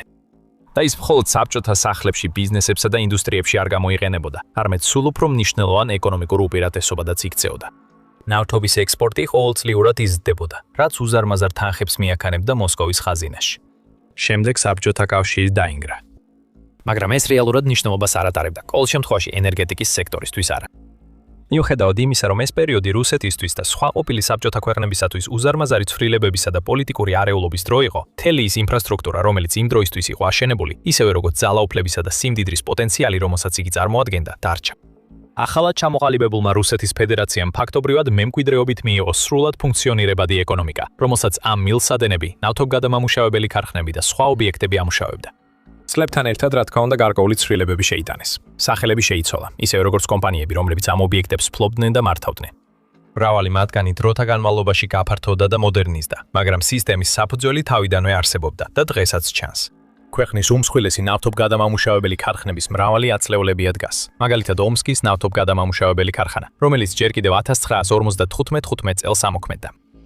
რუსეთს მხოლოდ ის დარჩენოდა, რომ ამ საფუძველზე აეშენებინა, გაეუმჯობესებინა არსებული ინფრასტრუქტურა, გაეზარდა მისი ეფექტიანობა, პროდუქტიულობა და უკეთ შეესაბამებინა თანამედროვე ეპოქის ცვალებადი სტანდარტებისთვის. და ამ ხელა ამოცანის ხელმძღვანელობა საკუთარ თავზე აიღო არავინ სხვა, თუ არა ვლადიმერ პუტინმა, რომელიც 1000 წლეულის მიჯნაზე მოვიდა ხელისუფლებაში. იმ პერიოდში უკვე იწყებოდა ბზარების გაჩენა საბჭოთა ინფრასტრუქტურაში. მილსადენები ცოტათი ჟანგდებოდა და ნავთობგადამამუშავებელი ქარხნები ასაკს ამჟღავნებდნენ. ძირითადად აწარმოებდნენ დაბალი ხარისხის მძიმე საწვავის ზეთს, ვიდრე იმ მაღალი ხარისხის დიზელსა და ბენზინს, რომელზეც მსოფლიო გადადიოდა. ვლადიმერ პუტინი მზად იყო შეეჩერებინა ეს დაღმასვლა. ამიტომ 2000-იან წლებში და 2010-იან წლებშიც კრემლმა პირდაპირ ათეულობით მილიარდი დოლარი ჩადო ქვეყნის ინფრასტრუქტურაში. ენერგეტიკულმა გიგანტებმა, როგორიცაა გაზპრომი და ლუკოილი, დასავლური სამყაროს საუკეთესო ინჟინრებიც კი მოიწვიეს ინფრასტრუქტურის მასშტაბური განახლებისთვის. ისინი დაუღალავად მუშაობდნენ, რომ მოძველებობილ სისტემებში უფრო თანამედროვე ტექნიკა და დაენერგათ და ახალი სიცოცხლე შთაებერათ ობიექტებისთვის, რომლებიც თითქმის დაშლის პირას იყო მისული. ეს იყო უკიდურესად ძვირადღირებული და დროით ხანგრძლივი პროექტი, მაგრამ შედეგი გამოიღო. მოულოდნელად რუსეთის ნავთობ გადამამუშავებელი ქარხნები აწარმოებდნენ უმაღლესი ხარისხის საწვავს და ქვეყანა აღარ იყო მხოლოდ ნედლეულის ექსპორტიორი. არამედ აქტიურად ამარაგებდა ევროპის დიდ ნაწილს ენერგიით, კონტინენტის დიზელის უზარმაზარ პროცენტს აწვდიდა, თან საკმარისი რჩებოდა საკუთარი ინდუსტრიებისა და სამხედრო ტექნიკისთვისაც. ეს ნამდვილი სასწაული თანამედროვე ინჟინერიის 50 წელზე მეტხანს იქმნებოდა, მაგრამ ბოლოს დასრულდა და როგორც ჩანდა, რუსეთის ეკონომიკისა და გაფართოების წგერადი გული უნდა გამხდარიყო 10 წლეულების თუ არა საუკუნეების განმავლობაში. მაგრამ ამ მანქანაში დაფარული ნაკლი იყო. ნაკლი, რომელიც ვერავინ დაინახავდა, მით უმეტეს საბჭოთა კავშირი, რომელსაც ვერასდროს წარმოედგინა რა ტიპის სამხედრო ტექნოლოგიებს მოიტანდა 21 საუკუნე. მათ თავიანთი სისტემა რამდენიმე უზარმაზარ ნავთობ გადამამუშავებელ ქარხანაზე ააგეს, რომელთაგან თითოეული ქვეყნის საწვავის საერთო წარმოების დიდ ნაწილზე იყო პასუხისმგებელი, ვიდრე ბევრ პატარა ობიექტზე. ეს მნიშვნელოვანია, რადგან თუ რუსეთში რუკაზე ათეულობით ან ასეულობით პატარა ნავთობსაწარმო იქნებოდა განთავსებული, რომელთაგან თითოეული საწვავის საერთო წარმოების მცირე პროცენტს უზრუნველყოფდა, ომის დროს რამდენიმე მათგანის დაზიანება ან განადგურება დიდ განსხვავებას არ გამოიწვევდა. მაგრამ როდესაც ასეთი უზარმაზარი მეგაკომპლექსები გაქვს, რომლებიც ძალიან მნიშვნელოვანია და გავლენიანი, ისინი ასევე უზარმაზარ სამიზნედ იქცევიან ნებისმიერი მტრისთვის, ვისაც შენი ეკონომიკის დაზიანება სურს. საბჭოთა კავშირი ფიქრობდა, რომ ეს ობიექტები უსაფრთხო იყო, რადგან მათი უმეტესობა რუსეთის შიდა რეგიონებში იყო აშენებული, საერთაშორისო საზღვრებიდან ათეულობით ან ასეულობით მილით დაშორებით. იმ დროს ნებისმიერი სამხედრო მოწინააღმდეგის მხრიდან მათი სამიზნედ ქცევის იდეა აბსურდულად მიიჩნეოდა, განსაკუთრებით მაშინ, როცა რუსეთი ასეთი დიდი სამხედრო ძალა იყო. მაგრამ შემდეგ გამოჩნდა უკრაინა და დაიწყო დრონების ომის ეპოქა და ყველაფერი შეიცვალა. ეს მაშინვე არ მოხდა. სინამდვილეში, როდესაც რუსეთმა 2022 წლის თებერვალში უკრაინაში სრულმასშტაბიანი შეჭრა დაიწყო, მან შეძლო თავისი საოცარი ნავთობის ინდუსტრიის სიმდიდრე და ძალა გამოეყენებინა არა მხოლოდ საწყის შეტაკებებში, არამედ კონფლიქტის პირველ 2 წელიწადშიც. მართლა, კრემლის ენერგეტიკული სექტორი დიდი ხნის განმავლობაში მისი ყველაზე დიდი უპირატესობა იყო. მას არა მხოლოდ უკრაინაზე ბედიაბერად დიდი არმია ჰყავდა, არამედ არმიის მხარდასაჭერად უზარმაზარი ინფრასტრუქტურაც გააჩნდა. ომში შევიდა უზარმაზარი საწვავის მარაგებით, შეუდარებელი ნავთობის გადამამუშავებელი შესაძლებლობებით და ენერგეტიკული ინდუსტრიით, რომელსაც შეეძლო წლების განმავლობაში მასშტაბური სამხედრო ოპერაციების უზრუნველყოფა. რადგან თანამედროვე ომი ძლიერ არის დამოკიდებული საწვავზე, კონფლიქტები ენერგიას მოიხმარს. მაგალითად, ტანკები, თვითმფრინავები, სამხედრო გემები და ჯავშან ტექნიკა ძალიან სწრაფად ხარჯავს დიდ რაოდენობას საწვავს. მომარაგების კოლონები შეიძლება მილების მანძილზე გაიწელოს და უზარმაზარი რაოდენობის დიზელსა და ბენზინს ხარჯავს, როცა ისინი გადააქვთ საკვები, საბრძოლო მასალა და სხვა მარაგები ერთი წერტილიდან მეორეში. გარდა ამისა, არსებობს გენერატორები, საკომუნიკაციო სისტემები, რადარები, საჰაერო თავდაცვის საშუალებები და საველე ინფრასტრუქტურის სხვა ელემენტები, რომლებსაც ასევე სჭირდებათ ნავთობპროდუქტების უწყვეტი მიწოდება, რათა მუშაობა შეძლო. სოფლიოს ქვეყნების უმეტესობა ვერ შეძლებდა ასეთი მაღალი მოთხოვნის დასაკმაყოფილებლად საჭირო მარაგის წარმოებას. მაგრამ რუსეთს ეს შეეძლო და ეს ყველაფერი იმ ინფრასტრუქტურის დამსახურებაა, რომლის შექმნასაც წლები მოანდომა. დასავლური სამყაროს ქვეყნებმა ეს სწრაფად გააცნობიერეს. მათ დაინახეს, რომ რუსეთი თითქმის გარდაულად შეძლებდა გამარჯვებისკენ სვლას, თუ მას ნავთობის ექსპორტის გაგრძელების საშუალებას მისცემდნენ, რაც მილიარდობით დოლარის შემოსავალს მოუტანდა. ამიტომ მათ გააკეთეს ყველაფერი, რაც შეეძლოთ, რომ შეიჩერებინათ ეს ნაკადი. მათ დააწესეს სანქციები, გარინეს აქტივები, შეამცირეს რუსულ რესურსებზე დამოკიდებულება. ისინი იმედოვნებდნენ, რომ რუსეთის სწრაფი იზოლაციით შეძლებდნენ მისი დაპყრობითი კამპანიის გაგრძელების უნარის შეზღუდვას. მაგრამ ისინი არც ისე შორს წავიდნენ და არც ისე სწრაფად იმცის, ეს სწრაფად იმოქმედეს. მათ გააკეთეს ყველაფერი, რაც შეეძლოთ, მაგრამ რუსეთმა ადაპტაციის გზები იპოვა. მაგალითად, მან გამოიყენა ეგრეთ წოდებული ჩრდილოვანი ფლოტის ტანკერები საწვავის დიდი რაოდენობით გადასატანად და სანქციების თავიდან ასაცილებლად, ასევე ყურადღება დასავლეთის ნაცვლად აღმოსავლეთისკენ გადაიტანა. იპოვა ახალი მყიდველები და სავაჭრო პარტნიორები აზიაში, რათა ევროპაში დაკარგული პარტნიორების შეერები შეეცვალა. შემოსავალი ზოგიერთ სფეროში მართლაც შემცირდა, მაგრამ ინფრასტრუქტურა ფუნქციონირებდა და დარჩა და სისტემის ბირთვი გადასჭა. ამიტომ ომის დაწყებიდან წლების შემდეგაც კი, მაშინ როცა სამხედრო მიზნების მიღწევას ვერ ახერხებდა, რუსეთის საომარი მანქანა მაინც მუშაობდა. საწვავი კვლავ მიედინებოდა, სახსრები კვლავ გამოიმუშავებო და ჩანდა თითქოს კრემლი ასეთ რეჟიმში თითქმის უსასრულოდ შეძლებდა გაგრძელებას. უკრაინისთვის ეს საშინელი პერსპექტივა იყო. ეს ფაქტობრივად ნიშნავდა, რომ მიუხედავად იმისა, რამდენად ძლიერად იბრძოდნენ უკრაინის თავდაცვის ძალები, რამდენად კარგადაც არ უნდა გამაგრებულიყვნენ და დაეცოთ თავიანთი მიწა, რამდენადაც არ უნდა შეენელებინათ მტრის წინსვლა, ომი მხოლოდ ერთგვარად დასრულდებოდა, რუსეთის გამარჯვებით. დრო დასჭირდებოდა და დიდი ფასის გადახდა მოუწევდათ, მაგრამ სანამ რუსეთს თითქმის უსასრულო საწვავის მარაგი ჰქონდა, პუტინი საბოლოოდ მიიღებდა იმას, რაც სურდა. დასავლეთის სანქციები საკმარისი არ იყო მტედრის შესაჩერებლად. საქმე უკრაინას უნდა გადაეწყვიტა საკუთარი ძალებით.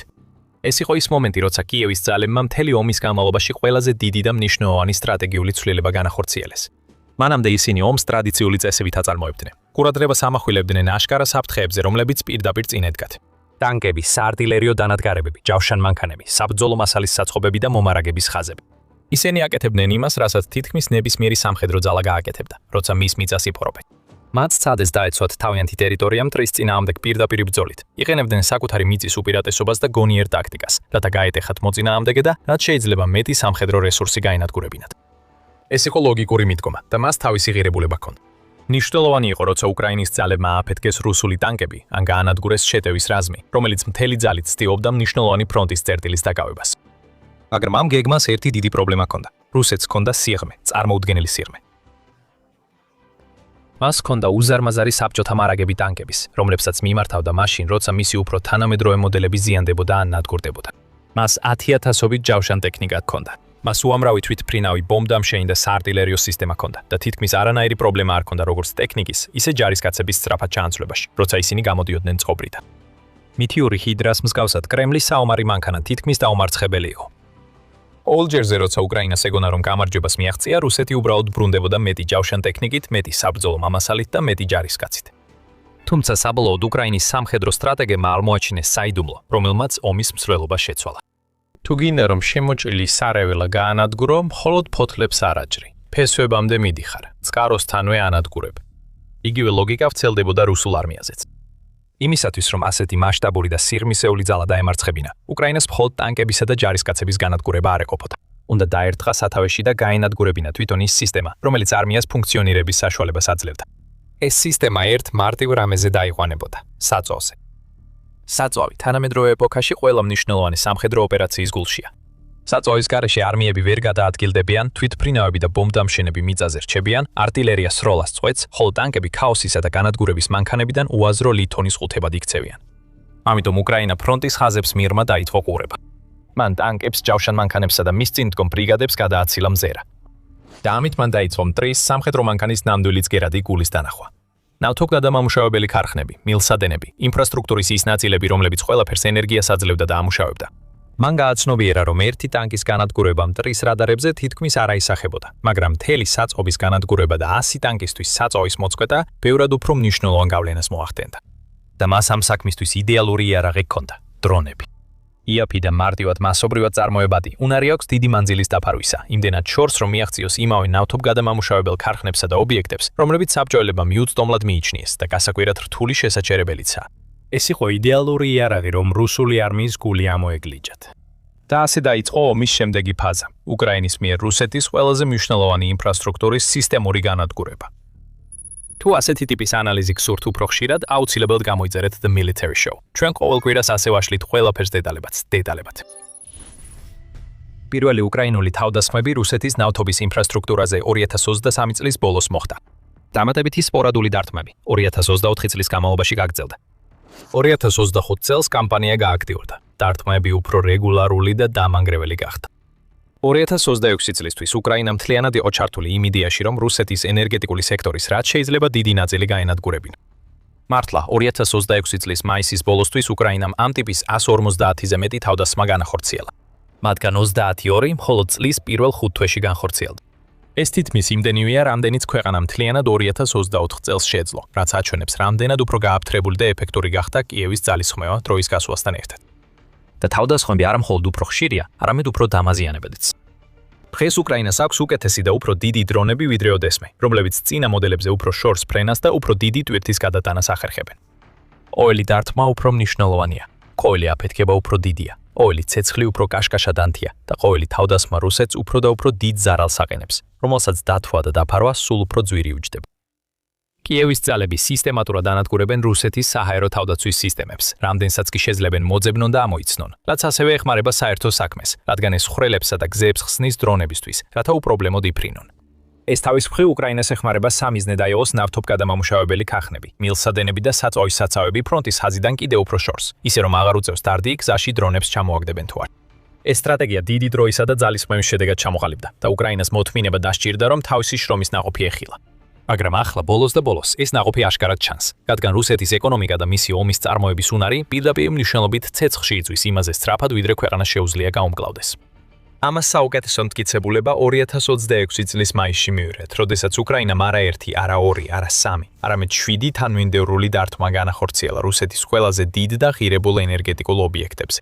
პირველი შემთხვევა მოხდა 5 მაისს, როდესაც უკრაინულმა დარტყმითმა დრონებმა რუსეთის ლენინგრადის რეგიონში მდებარე ქურიშის ნავთობგადამამუშავებელ ქარხანაზე, ქალაქ ქურიშიში, თავდასხმა განახორციელეს. სურგუტნეფტეგაზის საკუთრებაში მყოფი ეს ქარხანა ქვეყნის მეორე ყველაზე დიდი ნავთობგადამამუშავებელი ქარხანაა. მხოლოდ 2024 წელს მან დაამუშავა საოცარი რაოდენობა 17.5 მილიონი ტონა ნედლი ნავთობი. ეს ქვეყნის მთლიანი გადამამუშავებელი სიმძლავრის 6.6%-ს შეადგენს. ამ ერთმა ნავთობგადამამუშავებელმა ქარხანამ აწარმოა დაახლოებით 2 მილიონი ტონა ბენზინი, 7 მილიონ ტონაზე მეტი დიზელი, კიდევ 6 მილიონი ტონა საწვავი ზეთი და დაახლოებით 600,000 ტონა ბიტუმი. მაგრამ 5 მაისს მთელი საწარმო იძულებული გახდა შეეწყვიტა მუშაობა. უკრაინის დრონებმა დააზიანეს მისი 4 ნედლი ნავთობის დისტილაციის დანადგარიდან, ანუ CDU-ებიდან, 3-დან, 3.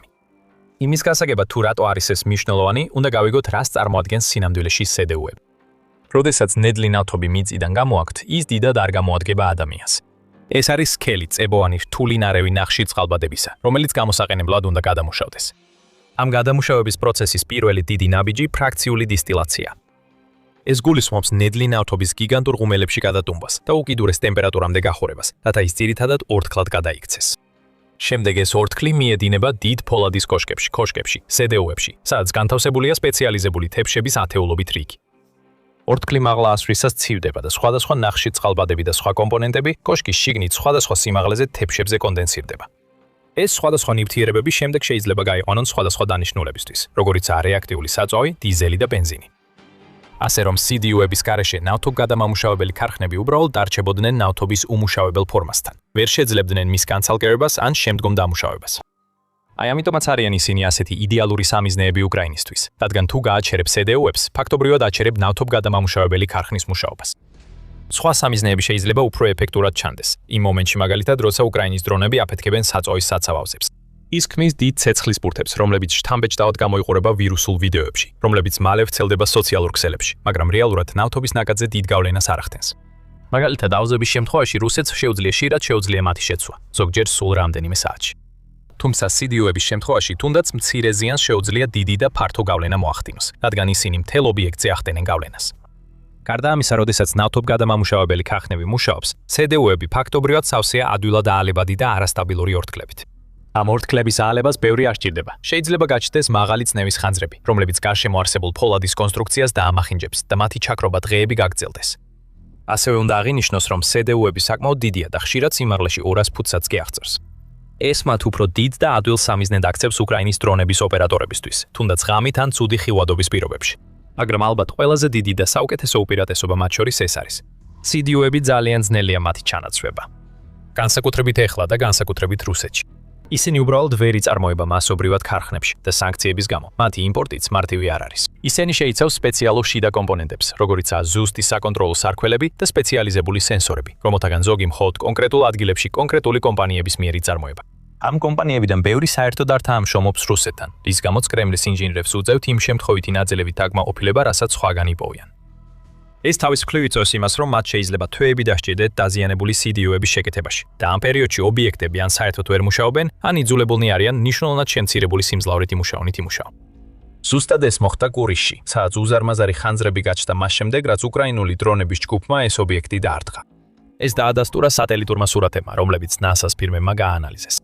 უკრაინის უსაფრთხოების სამსახურმა SBU-მაც დაადასტურა ეს თავდასხმა და დაამატა, რომ უპილოტო სისტემების ძალებმა სპეციალური ოპერაციების ძალებთან ერთად ასევე დაარტყეს საცავ მიმდებარე სატომ სადგურზე, რამაც რუსეთს კიდევ ერთი დიდი ხანძარი შეუქმნა. და სანამ ისინი დაკავებულნი იყვნენ თავდასხმის შედეგების მოგვარებით, უკრაინის დრონების პილოტები უკვე მომდევნო იერიშისთვის ემზადებოდნენ. 7 მაისს მათ კვლავ დაარტყეს. ამჯერად მათი სამიზნე იყო ფერმნოსის ნავთობგადამამუშავებელი ქარხანა, რომელიც მდებარეობს ფერმის რეგიონში, მოსკოვიდან დაახლოებით 1460 კილომეტრით, ანუ 908 მილით აღმოსავლეთით და კიდევ უფრო შორს ფრონტის ხაზიდან. ლუკოილის, რუსეთის ერთ-ერთი უდიდესი ენერგეტიკული კომპანიის საკუთრებაში მყოფი ეს ქარხანა დამუშავების მოცულობით მე-7 ადგილზეა რუსეთში და წელიწადში 12 მილიონ ტონაზე მეტ ნავთობს ამუშავებს. ეს დღეში დაახლოებით 250,000 ბარელ ნავთობს ნიშნავს. 2024 წელს მან აწარმოა 2 მილიონი ტონა ბენზინი, 5 მილიონ ტონაზე მეტი დიზელი და 100,000 ტონა კოქსი და საწვავი ზეთიც. მაგრამ ახლა ასე აღარ არის. Reuters-ისა და სხვა საინფორმაციო სააგენტოების მიხედვით, დრონებმა დააზიანეს ობიექტის 3 ძირითადი დისტილაციის დანადგარი, რომლებიც სამივე იძულებით გააჩერეს, რაც ნავთობგადამამუშავებელი ქარხნის მთლიანი საწარმოო სიმძლავრის ნახევარს შეადგენს. მეოთხე დისტილაციის დანადგარი უკვე გამორთული იყო 30 აპრილს, კიდევ ერთი დრონი თავდასხმის შედეგად. ასე რომ მთლიანობაში ნავთობგადამამუშავებელი ქარხანა იძულებულია მუშაობდეს მხოლოდ თავისი ჩვეულებრივი სიმძლავრის მცირე ნაწილზე.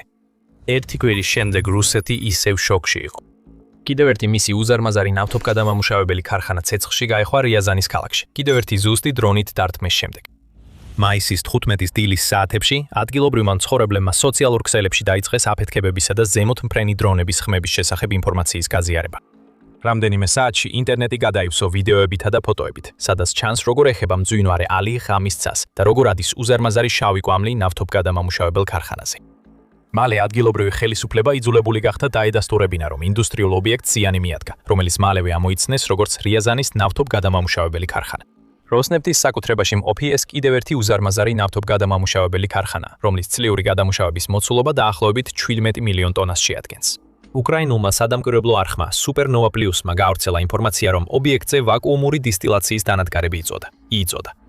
და ცნობილია, რომ ამ ნავთობგადამამუშავებელ ქარხანას 4 ძირითადი SDU აქვს. ასევე დამატებითი დანადგარები ვაკუუმური გაზოული ჰიდროგადამუშავებისთვის, კატალიზური რეფორმინგისთვის და სხვა მნიშვნელოვანი პროცესებისთვის. თუ ამ კომპონენტებიდან რომელიმე დაზიანდა, ძალიან დიდი ალბათობით ეს ნავთობგადამამუშავებელი ქარხანაც მნიშვნელოვნად შეამცირებს წარმოების დონეს ახლო მომავალში. ინჟინერმა ძლივს დაიწყეს ზარალის შეფასება რიაზანში, როცა 17 მაისს მოსკოვის ცაზე დრონები შენიშნეს. მათი სამიზნე გასაკვირი არ არის, კიდევ ერთი ნავთობგადამამუშავებელი ქარხანა იყო. ზუსტად რომ ვთქვათ, მოსკოვის სამხრეთ-აღმოსავლეთით მდებარე გაზპრომ ნეფტის კუთვნილი ნავთობგადამამუშავებელი ქარხანა, რომელიც გაზპრომის შვილობილი კომპანიაა, სადაც ოპერაციები შეჩერდა მას შემდეგ, რაც უპილოტო საფრენი აპარატები ობიექტს შეეჯახნენ. მოსკოვის მერმა სერგეი სობიანინმა დაადასტურა ინციდენტი და საზოგადოებას ზარალი უმნიშვნელოდ წარუდგინა. თუმცა ანონიმურმა წყაროებმა მოგვიანებით განაცხადეს, რომ ქარხნის სრულად დამუშავებას მინიმუმ რამდენიმე დღე დასჭირდებოდა. და ეს უბრალოდ ჩვეულებრივი ქარხანა არ არის. ის ერთ-ერთი მთავარი საწვავის წყაროა რუსეთის დედაქალაქისთვის, რაც პირდაპირ გავლენას ახდენს მილიონობით ადამიანზე და ათასობით ბიზნესზე, რომლებიც ამ ქალაქში ცხოვრობენ. სხვა ობიექტების მსგავსად, მოსკოვის ნავთობგადამამუშავებელი ქარხანას დიდი მაჩვენებლებით გამლებით გამოირჩევა. მან 2024 წელს 11.6 მილიონი ტონა ნედლი ნავთობი გადაამუშავა. დააწარმოა დაახლოებით 3 მილიონი ტონა ბენზინი, კიდევ 3 მილიონი ტონა დიზელი და დაახლოებით 1.3 მილიონი ტონა ბიტუმი. უკრაინა ამით არ გაჩერებულა. 20 მაისს კიდევ უფრო მეტი დრონი დაესხა ლუკოილის კიდევ ერთ ნავთობგადამამუშავებელ ქარხანას, ნიჟნი ნოვგოროდის რეგიონში, რომელიც რუსეთის ერთ-ერთი უდიდესი ქალაქია. მოსკოვიდან დაახლოებით 450 კილომეტრით, ანუ 280 მილით აღმოსავლეთით მდებარე ეს ობიექტი წელიწადში დაახლოებით 17 მილიონ ტონა ნავთობს ამუშავებს, რაც მას რუსეთის მეოთხე უდიდეს ნავთობგადამამუშავებელ ქარხანად აქცევს. ეს ასევე ბენზინის მეორე უმსხვილესი მწარმოებელია, მაგრამ თავდასხმის შემდეგ, როდესაც მთავარი SDU დაზიანდა, ქარხანა მუშაობაში აჩერა. ეს ერთი სიდი უპასუხისმგებელია ობიექტის საერთო სიმძლავრის დაახლოებით ნახევარზე, რაც დღეში 190,000 ბარელს შეადგენს. დარტყმის შემდეგ გამოქვეყნებულმა ფოტოებმა და ვიდეოებმა აჩვენა დიდი ხანძარი და CDU-ს სტრუქტურის თვალსაჩინო დაზიანება, რამაც კიდევ უფრო მეტი ზეწოლა მოახდინა რუსეთის გაჭირვებულ ენერგეტიკულ სექტორზე. და თუ რუსეთს ეგონა რომ შეეძლო ცოტა ხნით ამოისუქათ, ამოისუნთქა, ძალიან ცდებოდა. წინა თავდასხმიდან მხოლოდ ერთი დღის შემდეგ კიდევ ერთი თავდასხმა მოხდა კიდევ ერთ რეგიონში. 21 მაისს დრონებმა დაარტყეს მთავარი CDU-ს დანადგარს, როსნეფტის საკუთრებაში არსებულ სიზრანის ნავთობგადამამუშავებელ ქარხანაში სამარის რეგიონში. იგივე CDU უზრუნველყოფს ქარხნის სიმძლავრის 70%-ის და თავდასხმის შემდეგ მისი გაჩერება გახდა საჭირო, ხოლო შეკეთებას მინიმუმ 1 თვე დასჭირდება. ეს ნავთობგადამამუშავებელი ქარხანა ჩვეულებრივ დღეში დაახლოებით 170,000 ბარელ ნავთობს ამუშავებს, რათა წელიწადში 1.5 მილიონი ტონა დიზელი და დიდი რაოდენობით ბენზინი და საწვავი ზედაწვავის ათი აწარმოოს. თუმცა სულ მცირე ამ ეტაპზე ეს ყველაფერი აღარ ხდება და უკრაინის მაისის ქაოსი ჯერ კიდევ არ დასრულებულა. მაისის 25-ის ღამეს უკრაინის შეიარაღებული ძალების გენერალურმა შტაბმა დაადასტურა ნავთობის ინფრასტრუქტურაზე თვის მეშვიდე წარმატებული დარტყმა. ამჯერად მან ყურადღება გაამახვილეს ნავთობის საცავზე, ბელოცის საცავზე, რომელიც უხნეჩიას ქალაქთან ახლოს ბრიანსკის რეგიონში მდებარეობს, უფრო ზუსტად კი უკრაინის საზღვრიდან სულ რამდენიმე ათეული კილომეტრის დის დაშორებით. ეს ადგილი, რომელსაც შეუძლია 40,000 ტონაზე მეტი ნავთობპროდუქტის განადგურება, რუსეთის სამხედროებისთვის უდიდეს მნიშვნელობას წარმოადგენს. ეს ის ადგილია, სადაც კრემლი ინახავს დიდი რაოდენობით საწავს, რომელიც პირდაპირ მიეწოდება სატვირთო მანქანების კოლონებს, რომლებიც მარაგებსა და საბრძოლო მასალას აწვდიან ფრონტის ხაზზე მყოფ ნაწილებს, ისეთ ადგილებში, როგორიცაა კურსკი და ბელგოროდი. მოსახლეობამ განაცხადა აფეთქებებისა და კვამლის შესახებ, რომელიც საწყობის თავზეც ასავსებდა, ხოლო წინასწარი შეფასებებით მინიმუმ 3 რეზერვუარი და მილსადენი დაზიანდა. ზუსტად ამავე დროს უკრაინის თავდაცვის ძალები ასევე ანადგურებდნენ რამდენიმე სხვა ობიექტს სხვა ადგილებში, მაგალითად საბრძოლო მასალის საწყობს ყირიმში და საარტილერიო საწყობს დონეცკში. მაგრამ სწორედ ბელზის საწყობი იყო, რომელიც იც ალბათ ყველაზე მეტად იყო მნიშვნელოვანი, რადგან ეს ნიშნავს, რომ ბევრად ნაკლები საწვავი მიეწოდება რუსულ ნაწილებს, რომლებიც ამ კონკრეტულ ადგილს ეყრდნობოდნენ. ეს თავის მხრივ აზიანებს კრემლის არმიის საერთო მობილობას, რადგან მათ მოუწევთ დაელოდონ და გადადონ შემდეგი ნაბიჯები, სანამ საგანგებო მარაგებს სხვაგანიდან მოიპოვებენ.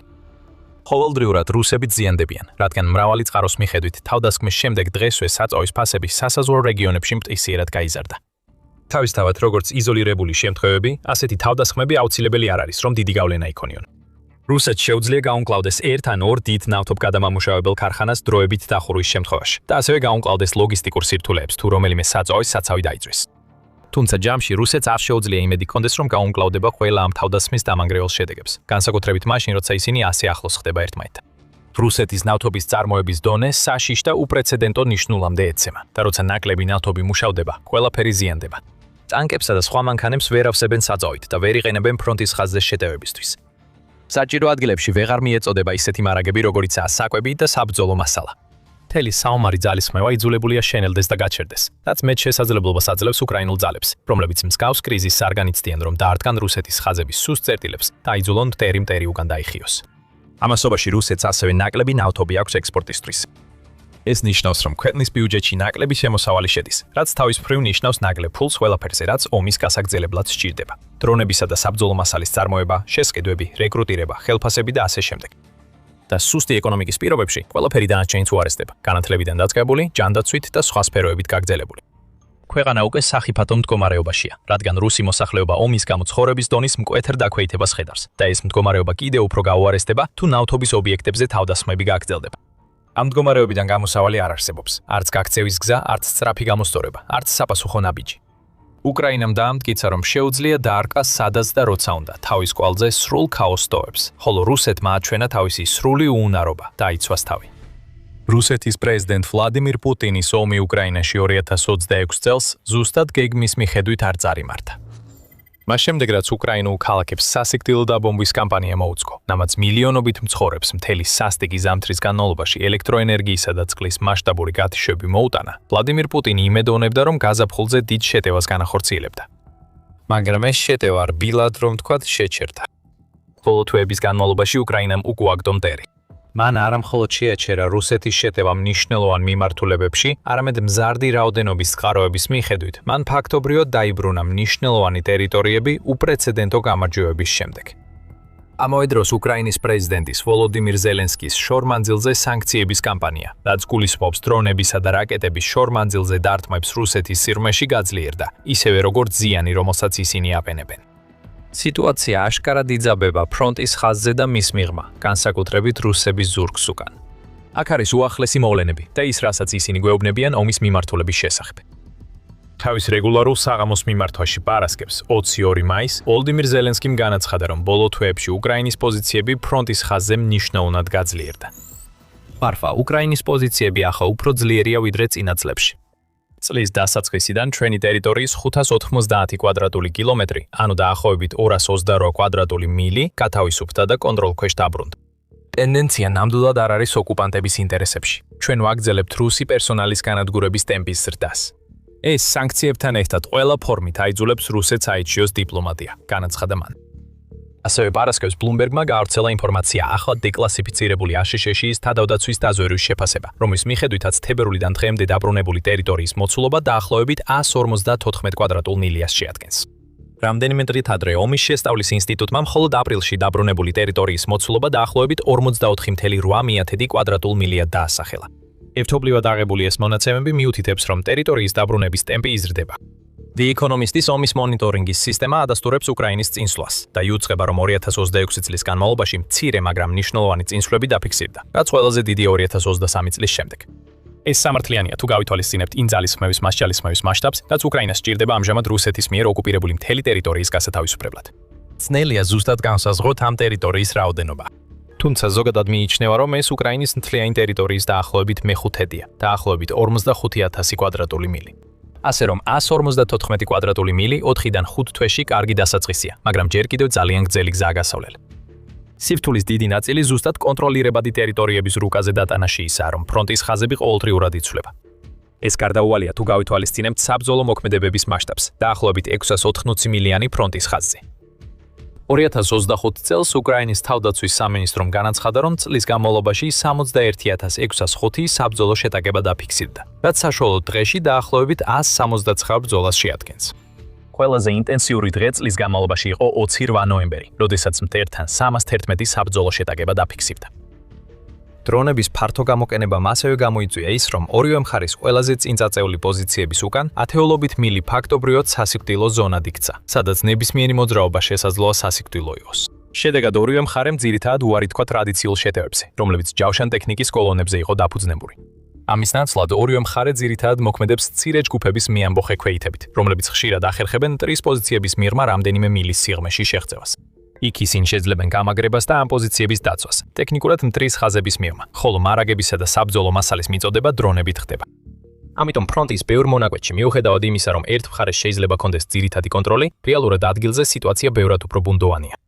ამ ადგილებს ტყუილად არ ეძახიან ნაცრისფერ ზონებს ან ომის ნისლით დაფარულ ტერიტორიებს. ალბათ ძალიან გსურთ იცოდეთ, ზუსტად სად წაიწია უკრაინამ წინ. მიუხედავად იმისა, რომ სხვადასხვა ანგარიშებში უკრაინის მიერ დაბრუნებული ზუსტი ტერიტორია ზუსტად არ არის მითითებული, დიდწილად იმის გათვალისწინებით, რომ ფრონტის ხაზის სწრაფად ცვალებადი ნაცრისფერი ზონის მახასიათებლებია, კონკრეტული ტერიტორიის კონტროლის ზუსტი განსაზღვრა ხანგრძლივი დროით თითქმის შეუძლებელია.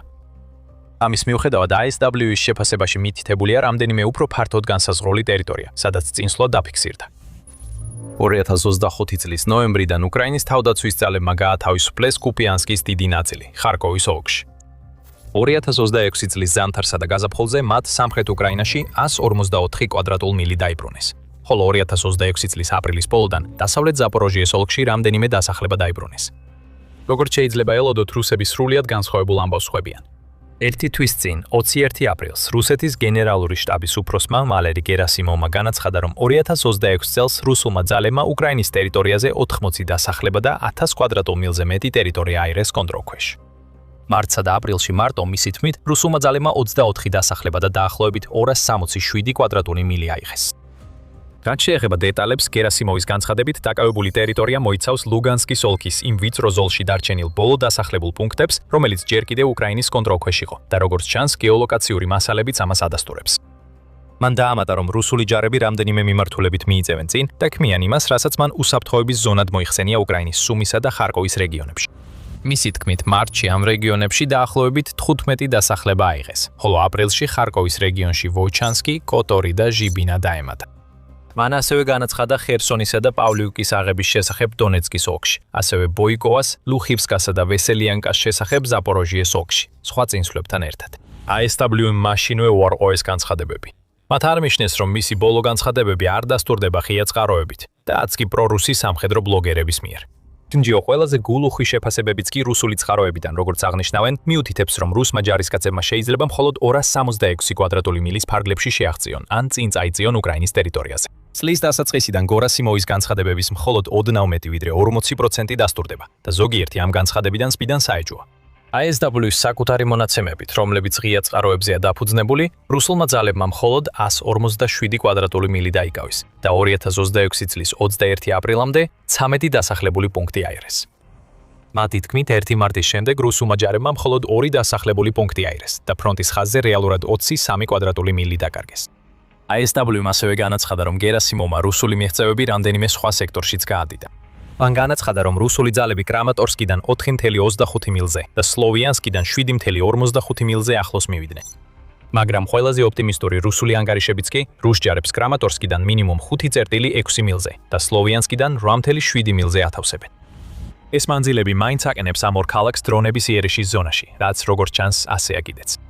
ძიმე ბრძოლებში ჩართულ კონსტანტინივკასთან ერთად ეს ორი ქალაქი ქმნის დონბასში მოსახლეობით დასახლებული ტერიტორიის ბოლო ძლიერ გამაგრებულ ხერძებს, რომლებიც ჯერ კიდევ სრულად უკრაინის კონტროლქვეშაა.